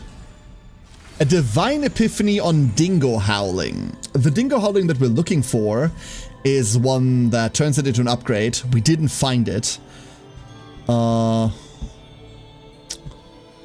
Combo at another 2. This is almost never gonna combo. We might as well take the draw 1. But it's not what we want. And then we Shaker into Shaker. What did we just discard that did that? And yes, I have no idea. Fuck it. If you're wondering where those attacks are coming from, I don't know.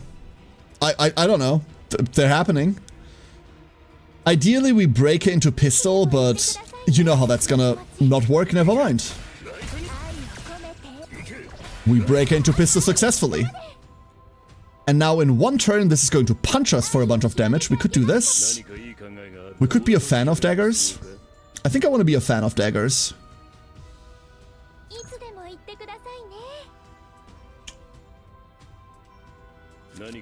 It's gonna work out. We're just gonna crit. This has the haste tag. We get to fan of daggers for free without triggering it. I knew that. Obviously, I knew that. And then we shoot them. That's anime law? Is it? Is it? Hold up. Yeah, the Shaker's adding resonance to a random enemy, which is basically a free attack, which happens on discard. Why they happen 4 times, though, is the miracle that I'm trying to figure out. I know why it happens when we discard Pistol, because Pistol does 3 more. I get that. But quite frequently, we get bonus attacks that I don't know where they're coming from, even though we have resonance up on a target. It might be that my view of what's resonating is a bit too limited at the moment. Let's go meditate. We're fuck broke. But I do want to meditate Blooming Love into something that isn't this. And we find, if no Quack cards of this unit are in hand, draw 1. Once per turn. This costs 3. But if we discard it, it's free. I don't know whether that's the good pick.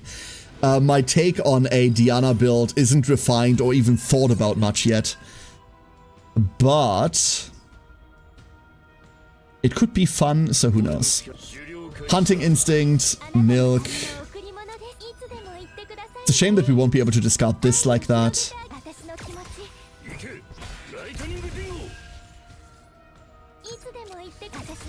We discard a Shaker. We discard another Shaker. And then we Lux Persona. Discarding another With All My Heart. That's wonderful. Because there's the Lightning Dingoes. And that's another discard for Resonance triggers if we had any more. End turn. That was a really good turn.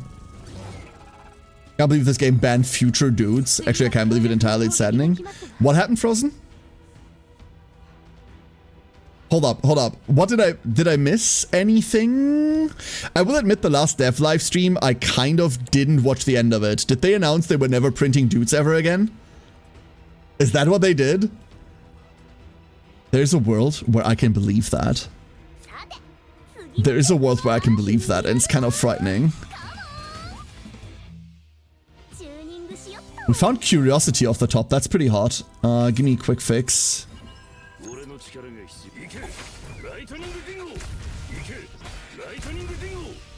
No crit on Lightning Dingo is sad. So now we're gonna get hit. Can we fix that somehow? We could nix into draw the Adagio. The Adagio then finds Pistol of Purification. That's a dream world, right? But it's a dream world that might be worthwhile. So Nyx discards up to 3 and draws X plus 1. We found the pistol, but discarding the pistol doesn't trigger it like that. And breakdown! Hello, Hugo. So Hugo's now mad. This is what a breakdown looks like. All of his cards have now turned into Impulse, which we play in order to make him feel better.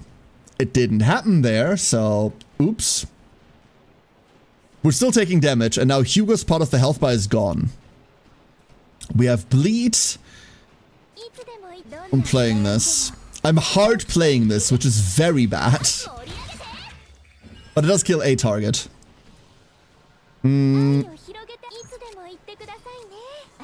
We're now just gonna try to shoot people. We're hoping Breaker discards Pistol. This is a gamble that I do not like, by the way. And I need to find a way around it. One of the ways around it is with All My Heart as an upgrade where it makes 3, so if one Heartbreaker discards another, it's fine, then you have another one to discard Pistol afterwards. But damn do I hate the gamba of, oh please don't discard each other. Oh yeah, oh boy. Impulse? Everyone gets stressed out. Diana is about to freak.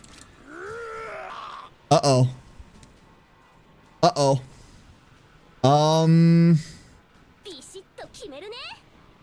We can kill this really easy. I'm trying to find a way to heal.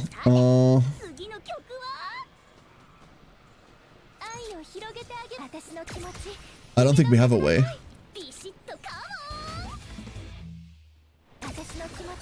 Shaker. Do we have elasticity left? We don't. I really hate that it tracks our decibel twice. Instead of this tracking elasticity and this tracking decibel, this is just the same bar as up there. I don't... So this is new. It tracks character buffs there in like a big funny button. And that's cool and all, but we already have that UI element. Why the fuck does this exist? Why does it exist? Yeah. We didn't quite fix the situation here, so we have to fix it next combat, which is really bad. Because next combat is another big one. Oh, fuck. Quick, regenerative, debilitating, and strong. Uh-oh.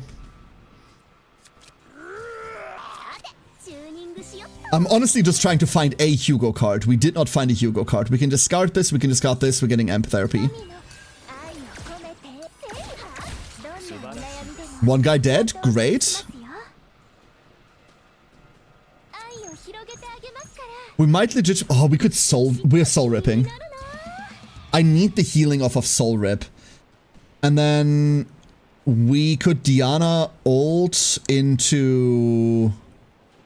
Liberated feelings into discarding Cupid shot. Fuck, this is a rough turn. This is a really rough turn. I do think we always have the liberated feeling here. If we take all attacks next turn, we're not living. Heartbreaker over there. Didn't discard Cupid shot. Ah. Well, that's awful. Okay, so you can see we're at 4 out of 5. So playing one of these is going to make Hugo come back. Welcome back, Hugo! And now we can see that we're about to fucking die. Oh boy. Oh boy, oh boy, oh boy, oh boy, oh boy. Sir. This is one of the sickest animations in the entire game. Something, something, lightning dingo. That did not kill him. Oh no.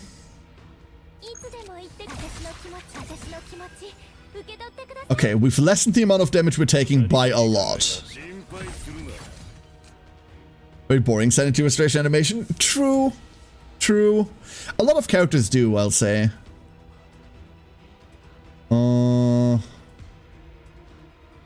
want a G-chord, but like, what are we even finding off of G-chord? We could Adagio, we could defense system. The defense system doesn't matter. Mute accent would be actively bad. There's no quietus left, right? There's no quietus left.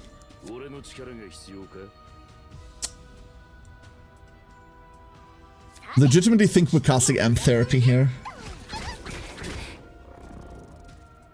Just to get us through the tough times. Quick fix this thing.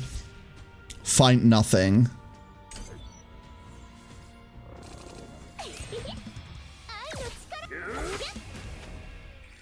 Reshuffle deck, find some level of healing. Okay. We need more ways to heal. We get to Lux Persona with all my heart.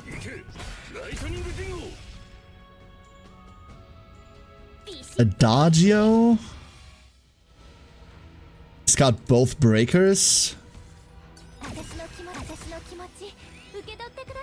This isn't great either. We do have elasticity, right? Like, how much elasticity do we have? And why is the answer 1? We have 0 elasticity. How the fuck do we have 0?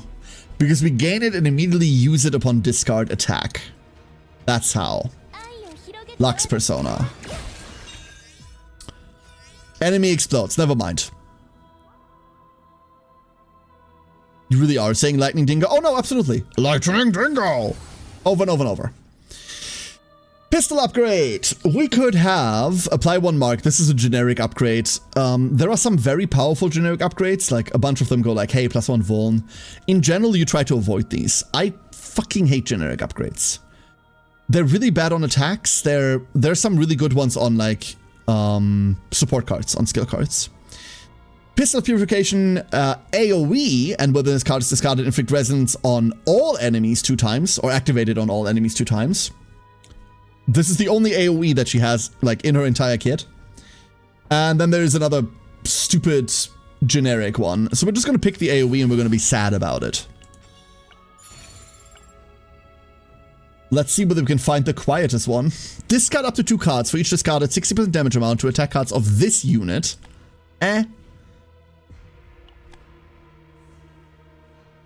Nothing. That's okay. Engraving, 4 Umbra Engraving. 40% damage amount to quietest cards of this unit for 1 turn. How the fuck does that work? That is enabled when there are 4 or more Umbra Engravings on Persona cards and equipment of this unit. Okay.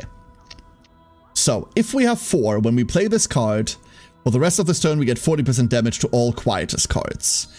That's obviously really cool. We don't have the Umbra Engravings, and I don't think we're going to get them. But just having this on there is a start. Gianna's still about to freak any moment now. And we're trying to prevent that. Purpose of the Swarm. Purpose of the Swarm. This is a rare event. If we roll a 14, we get to Divine Epiphany a card of our choice. Or we can decrease our max health to get Formica's Perfect Spear, which is an equipment, a weapon equipment that is really good for AoE attacks. I love this on Yuki specifically. We're going to re-roll this until we get this. Never mind. Threatening it helped. The card that we're force epiphanying is almost certainly with all my heart. I don't even know what I want here. I haven't even thought about Divine Epiphanies I want to see on her. Generic. Fuck generic upgrades. Change all 1-cost or lower exhaust cards in hand into Heartbreaker. Increase tenacity damage. This is also bad. These are all awful. Fuck. These are all just bad. That's just... this has not been a good run.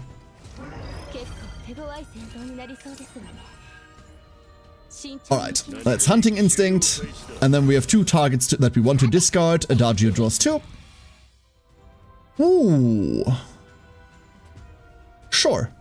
Let's go throw these 2 out. Throw some more. This guy is about to summon. This little ghost symbol is basically always summoning. He summons a trap, 1 beast trap, and 1 knuckle trap. In the meantime, let's see what else we find. Another with All My Heart. Now we have Bullet.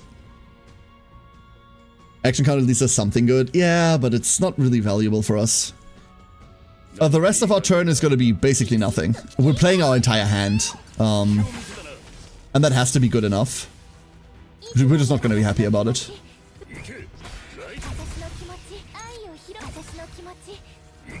What do traps do? So traps, you'll see them now. They're very specific and they usually don't do anything. So let's look at them. Cannot be targeted, immune to damage. When the trap is triggered, create 2 wound cards to the draw pile and nullify 1 turn. When the summoner dies, this monster dies. This tells you fuck all, right? This tells you nothing about what's about to happen. This also doesn't tell you anything. The way the traps work is if you attack the enemy after they have acted. So let's say I play 4 random cards and then I attack them. That will make me run into a trap. If you attack him before that, nothing happens.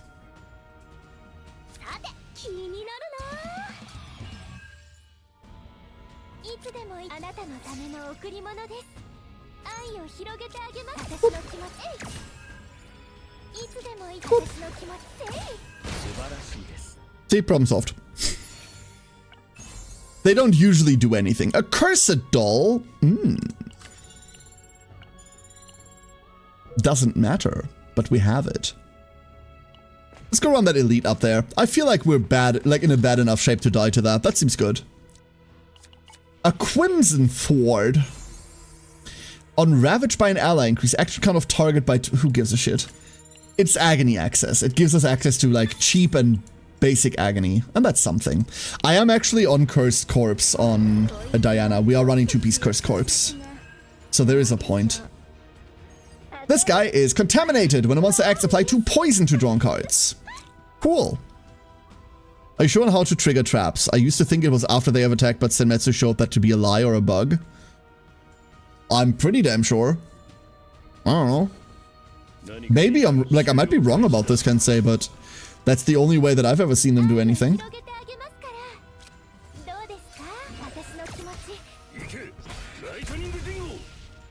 Ooh, we get to gamble again. This time we discard the bad one. Let's go G-Court. Off the top. With All My Heart. We get to gamble again. We lose the gamble again. If we go like deep enough into this, we can maybe like try and see whether it works. It depends on what this turn is gonna be. We can't even play enough cards to make that happen. So let's say we go M Therapy, Defense System, Fixes Approach.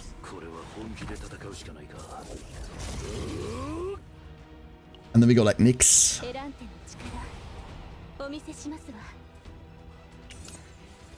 Nyx draw 3.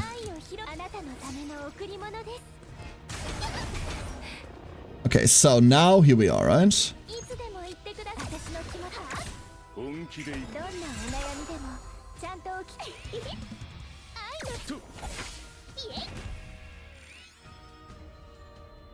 Well, it has haste, so that might be why it isn't triggering. I have no fucking idea. I was... When the trap is triggered, create 2 wound cards and nullify for 1 turn. I was pretty damn sure that's how it worked.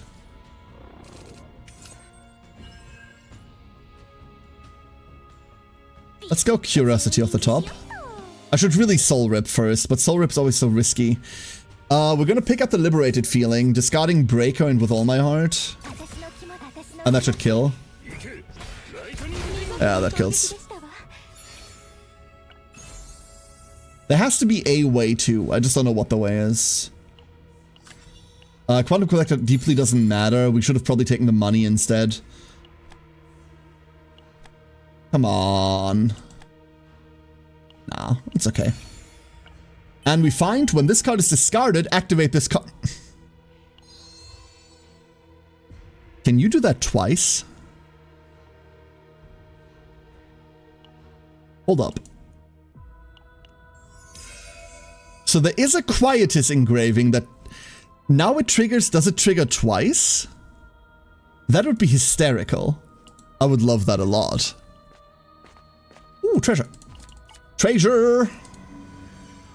Treasure, treasure. Treasure, treasure. A tetrahedron. We don't care about that, but we do care about 30 gold. 30 credits. Mountain of Corpses. One of the least good, one of the least good weapons in the entire game. Holy shit, this thing sucks. 60 credits, though. With a non-range attack after all melee and range are secret keyword cards. Yeah, exactly. That's how it works. That's exactly how it works. Did you know that there was a Mew under that truck effort? Let's see whether we can find a discard off the top. We did find a discard off the top, but different. Let's go pick up the Liberated Feeling because this triggers this triggers. That's fantastic. We find a Blooming Love that activated. Ooh. Ooh, that was a lovely turn. I enjoyed that turn tremendously. You're not a bullet. Ooh. Ooh. Hold up. There is weirdness here. There's like a lot of weirdness here. So I think the correct play here is to nix, discard All My Heart, Pistol, and a Heartbreaker. But that feels like overkill for this fight. Because that's a lot of resources that don't need to be used for these idiots, right? So now we have all of these things in hand. And all of these lightning dingoes.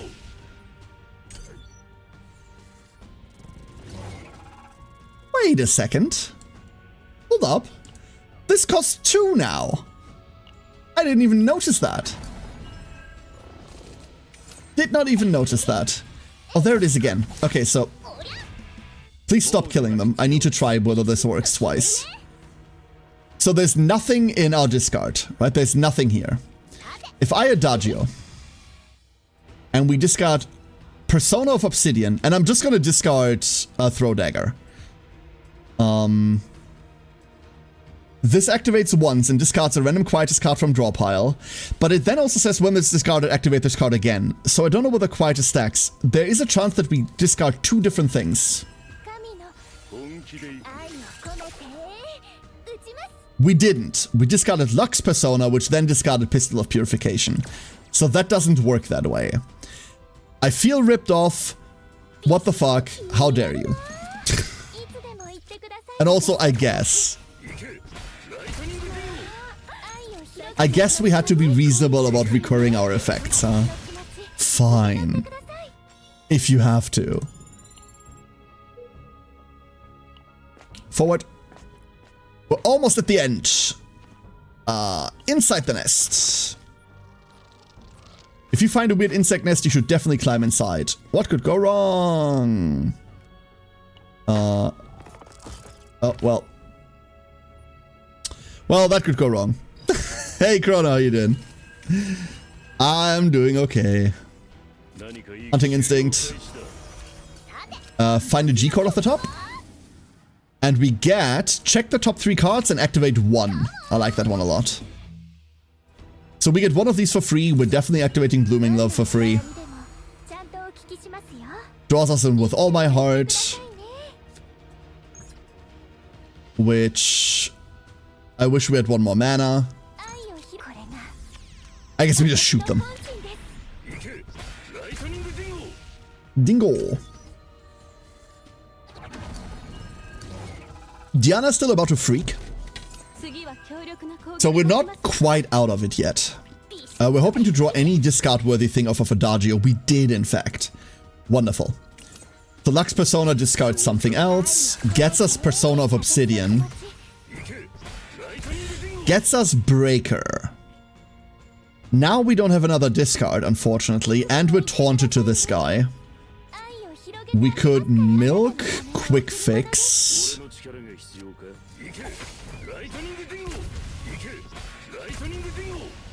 Hoping for another discard, didn't find it. Finally got Exemplar? Hell yeah. I'm gonna avoid the gamble from Heartbreaker and just like hard play these. I'm gonna be Heartbreaker into Heartbreaker instead. Fan into hits. There's no way we're getting around this. This is going to be Diana. There she is. Oh no, she's sad. No! Not like this! Oh. No. And then we didn't draw a Diana card at all. Fuck. Let's go off, and then now we need to find discard somehow. There is a Gloom. And there is a Nia trigger. It could be done immediately. Yes! First try! She's back! Woo! Okay. Okay. First try, she's back. Wonderful. Oh, she discards her own card. That's not helpful. That's not helpful. It's a tiny, tiny heal. That's... Ow, ow. Ow. Ow! I'm still not super happy with how Nia's healing functions, but... it's working. It's got the Lux Personae. It's got a pistol off of deck, huh? That's cool. All My Heart. And then we have to Liberated Feelings the tank away, right? That gives us 2 breakers into the DPS. Just not go full in the name of love and hate. No, wrong franchise. Let's see what we can G-Code off the top. We can find... Is it bad that I want to Amp Theory really badly?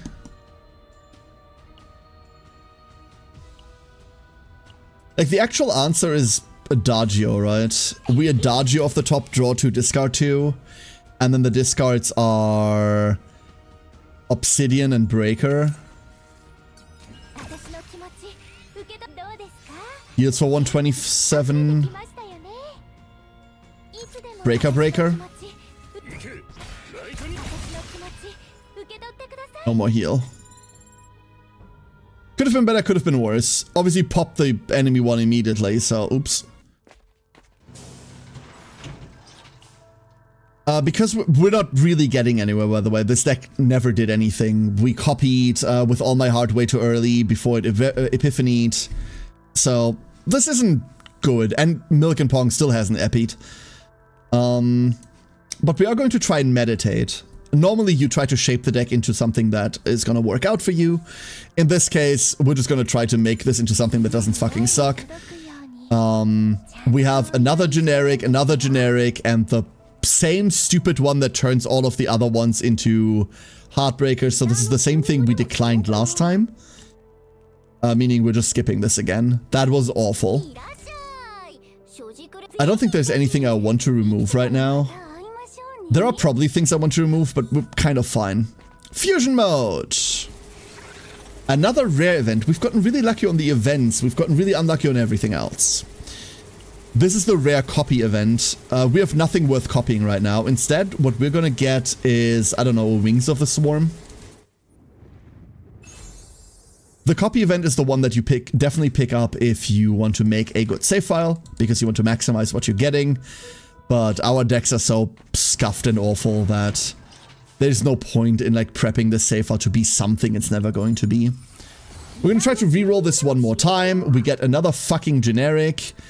Create 2 Heartbreakers if 5 or less are owned. Create 1 more. Sure, let's go grab that. That just is going to passively make us bullets. And then we go in. Can't wait for a singleton character. Do you mean a character that only wants 1 copy of all of their cards? That character already exists. Kind of. Sort of. Her name's 9. 9 at first started out with, hey, I want to make a lot of my mythic in order to recast Hue every turn. And then as we got better supports for 9, it turned into, I don't need to do that. I just need 1 card. True Highlander. 1 card only. So this is our boss fight. Oops. This is our final boss fight. Hear me out. Applies morale to all monsters, she buffs everyone else. If all summoned monsters are dead, change to a weak attack action, so she's gonna hit us really hard unless we kill everyone. You can see we're losing like roughly half of what our remaining health is here. We're going to kick this off by... I want to Nyx really badly, but I also really heavily want a Nia here. Nia is going to discard with all my heart, and it's going to discard our Blooming Love, which is going to put them into play. It's also going to discard the other with all my heart, so legitimately this is just fun. Also, she's happy. And that's what matters. Discard the entire fucking deck, trigger every Quietus effect. Whee! Lightning Dingo! So now our deck's empty. Which is sad.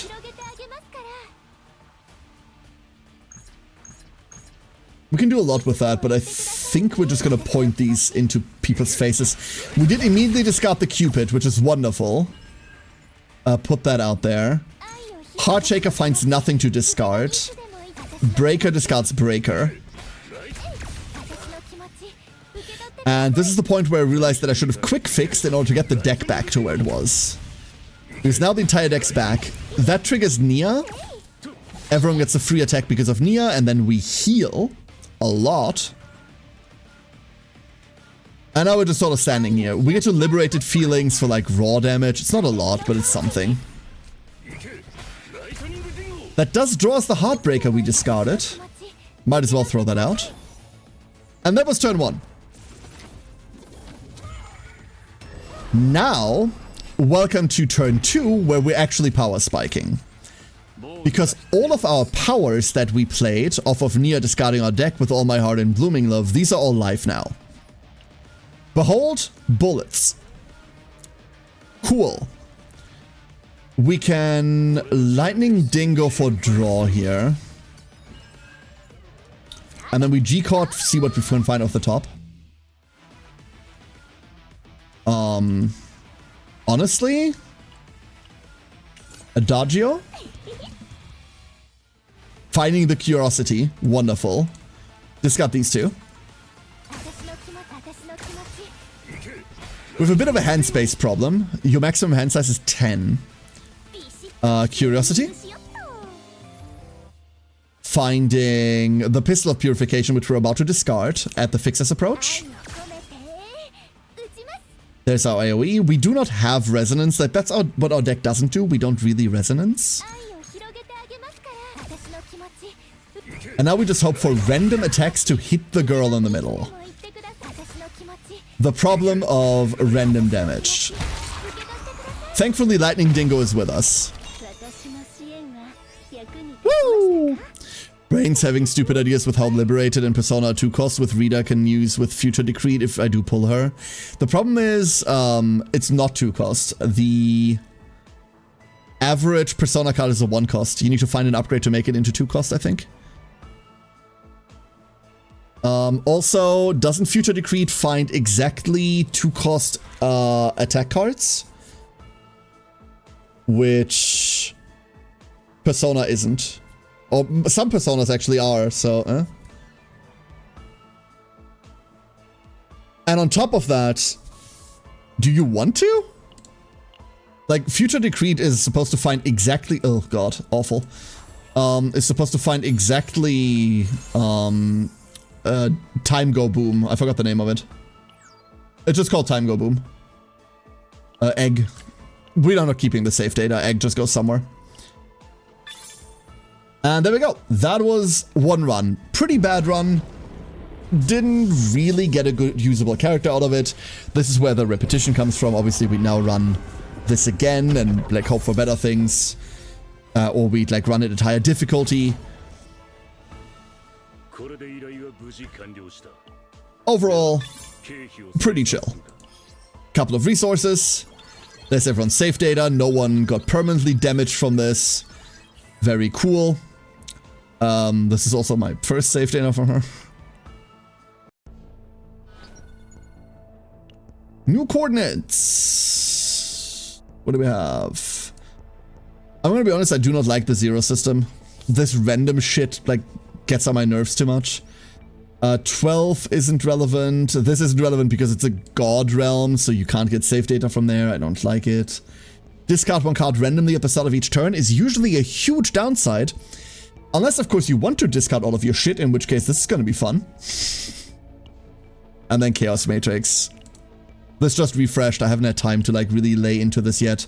But it's also going to be live for 90 days. So as Season 3 is kicking off, we're going to be doing a lot more of that. All right.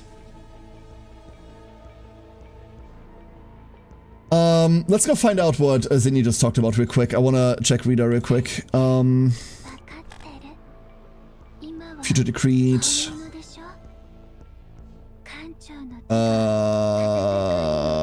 Wait, it's not Future Decreed. It's Chrono Circle. When Chrono Center is gained, draw 3 2-cost attack cards specifically. So it would draw those, but I don't know whether I want to play Time Cat with... I don't know whether I want to play Funny Time Cat with Diana. It does feel like the second slot in Diana is pretty open and you can just kind of slot whatever. But... I mean, Time Cat, just like Rules of Nature, goes with everything, right? Future Decreed 4. Oh! Use cat mana to play feelings and... Yeah, okay. I can see that. And with the last 2 cat mana you're burning, you're now activating 4 future mana as well. I'd still argue 2 inconsistent. I'd also still argue that, as far as Diana is concerned, this is super removable. Like, I'm pretty damn sure if a discard ends up being the primary way to play her, you're getting rid of this card. This is so... God, I wish this was interacting with her mechanics. I wish this did anything for her. Instead of just going like... You know how in Warframe, for a period of time, whenever DE didn't know what to give a frame for their ultimate, they just gave them a stupid laser beam? This is the stupid laser beam of CZN. Like, oh, we don't know what to do with the character. Oh, make them deal a lot of damage for like 2 cost. Could fit Chizuru in that team? Yeah, you totally could. You totally could. It's a lot of attacks. It's a lot of attacks into like Karmic Flame, right? Like a lot of attacks into a Karmic Flame. So you get to Curse Shackle. Like, when an ally... Oh, no, wait. No, hold up. When an ally uses an attack card other than a bind card. So the extra attacks don't count for this. Or at least, like, all of the resonance attacks don't count for this. Which means, question mark. Very question mark. Alright. Button. Alright, ducklings. Thank you for joining me for today's Yap session. Thank you very much. Sorry about being late today. Slightly late. Only a little bit late. Tomorrow, we're playing boats tomorrow. Yeah, we're playing boats tomorrow. We're playing boats tomorrow.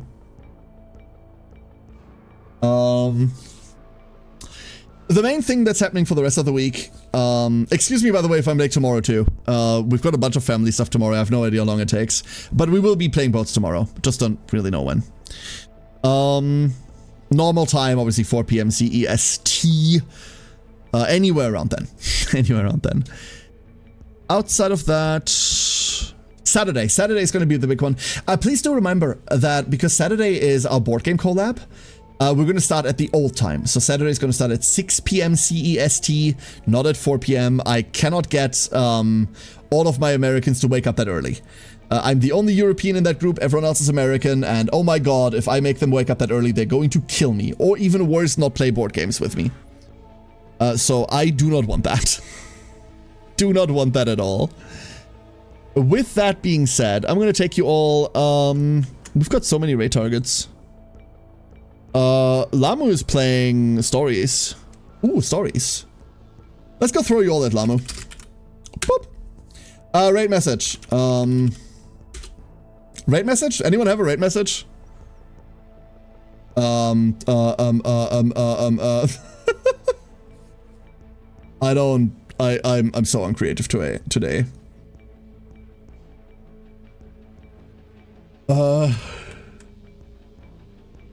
Lightning Dingus? That's great. Yeah, we're taking that. You have it? Wonderful. Perfect. There you go. In the name of love and discount, that's a good one too. Damn, that's a good one too. Alright, everybody. Hopefully see you tomorrow. Have a great rest of your day or night or evening. Whatever it currently is, wherever you are. Thank you for joining me. Enjoy your time. Your time? Enjoy your time. And see you. Good night.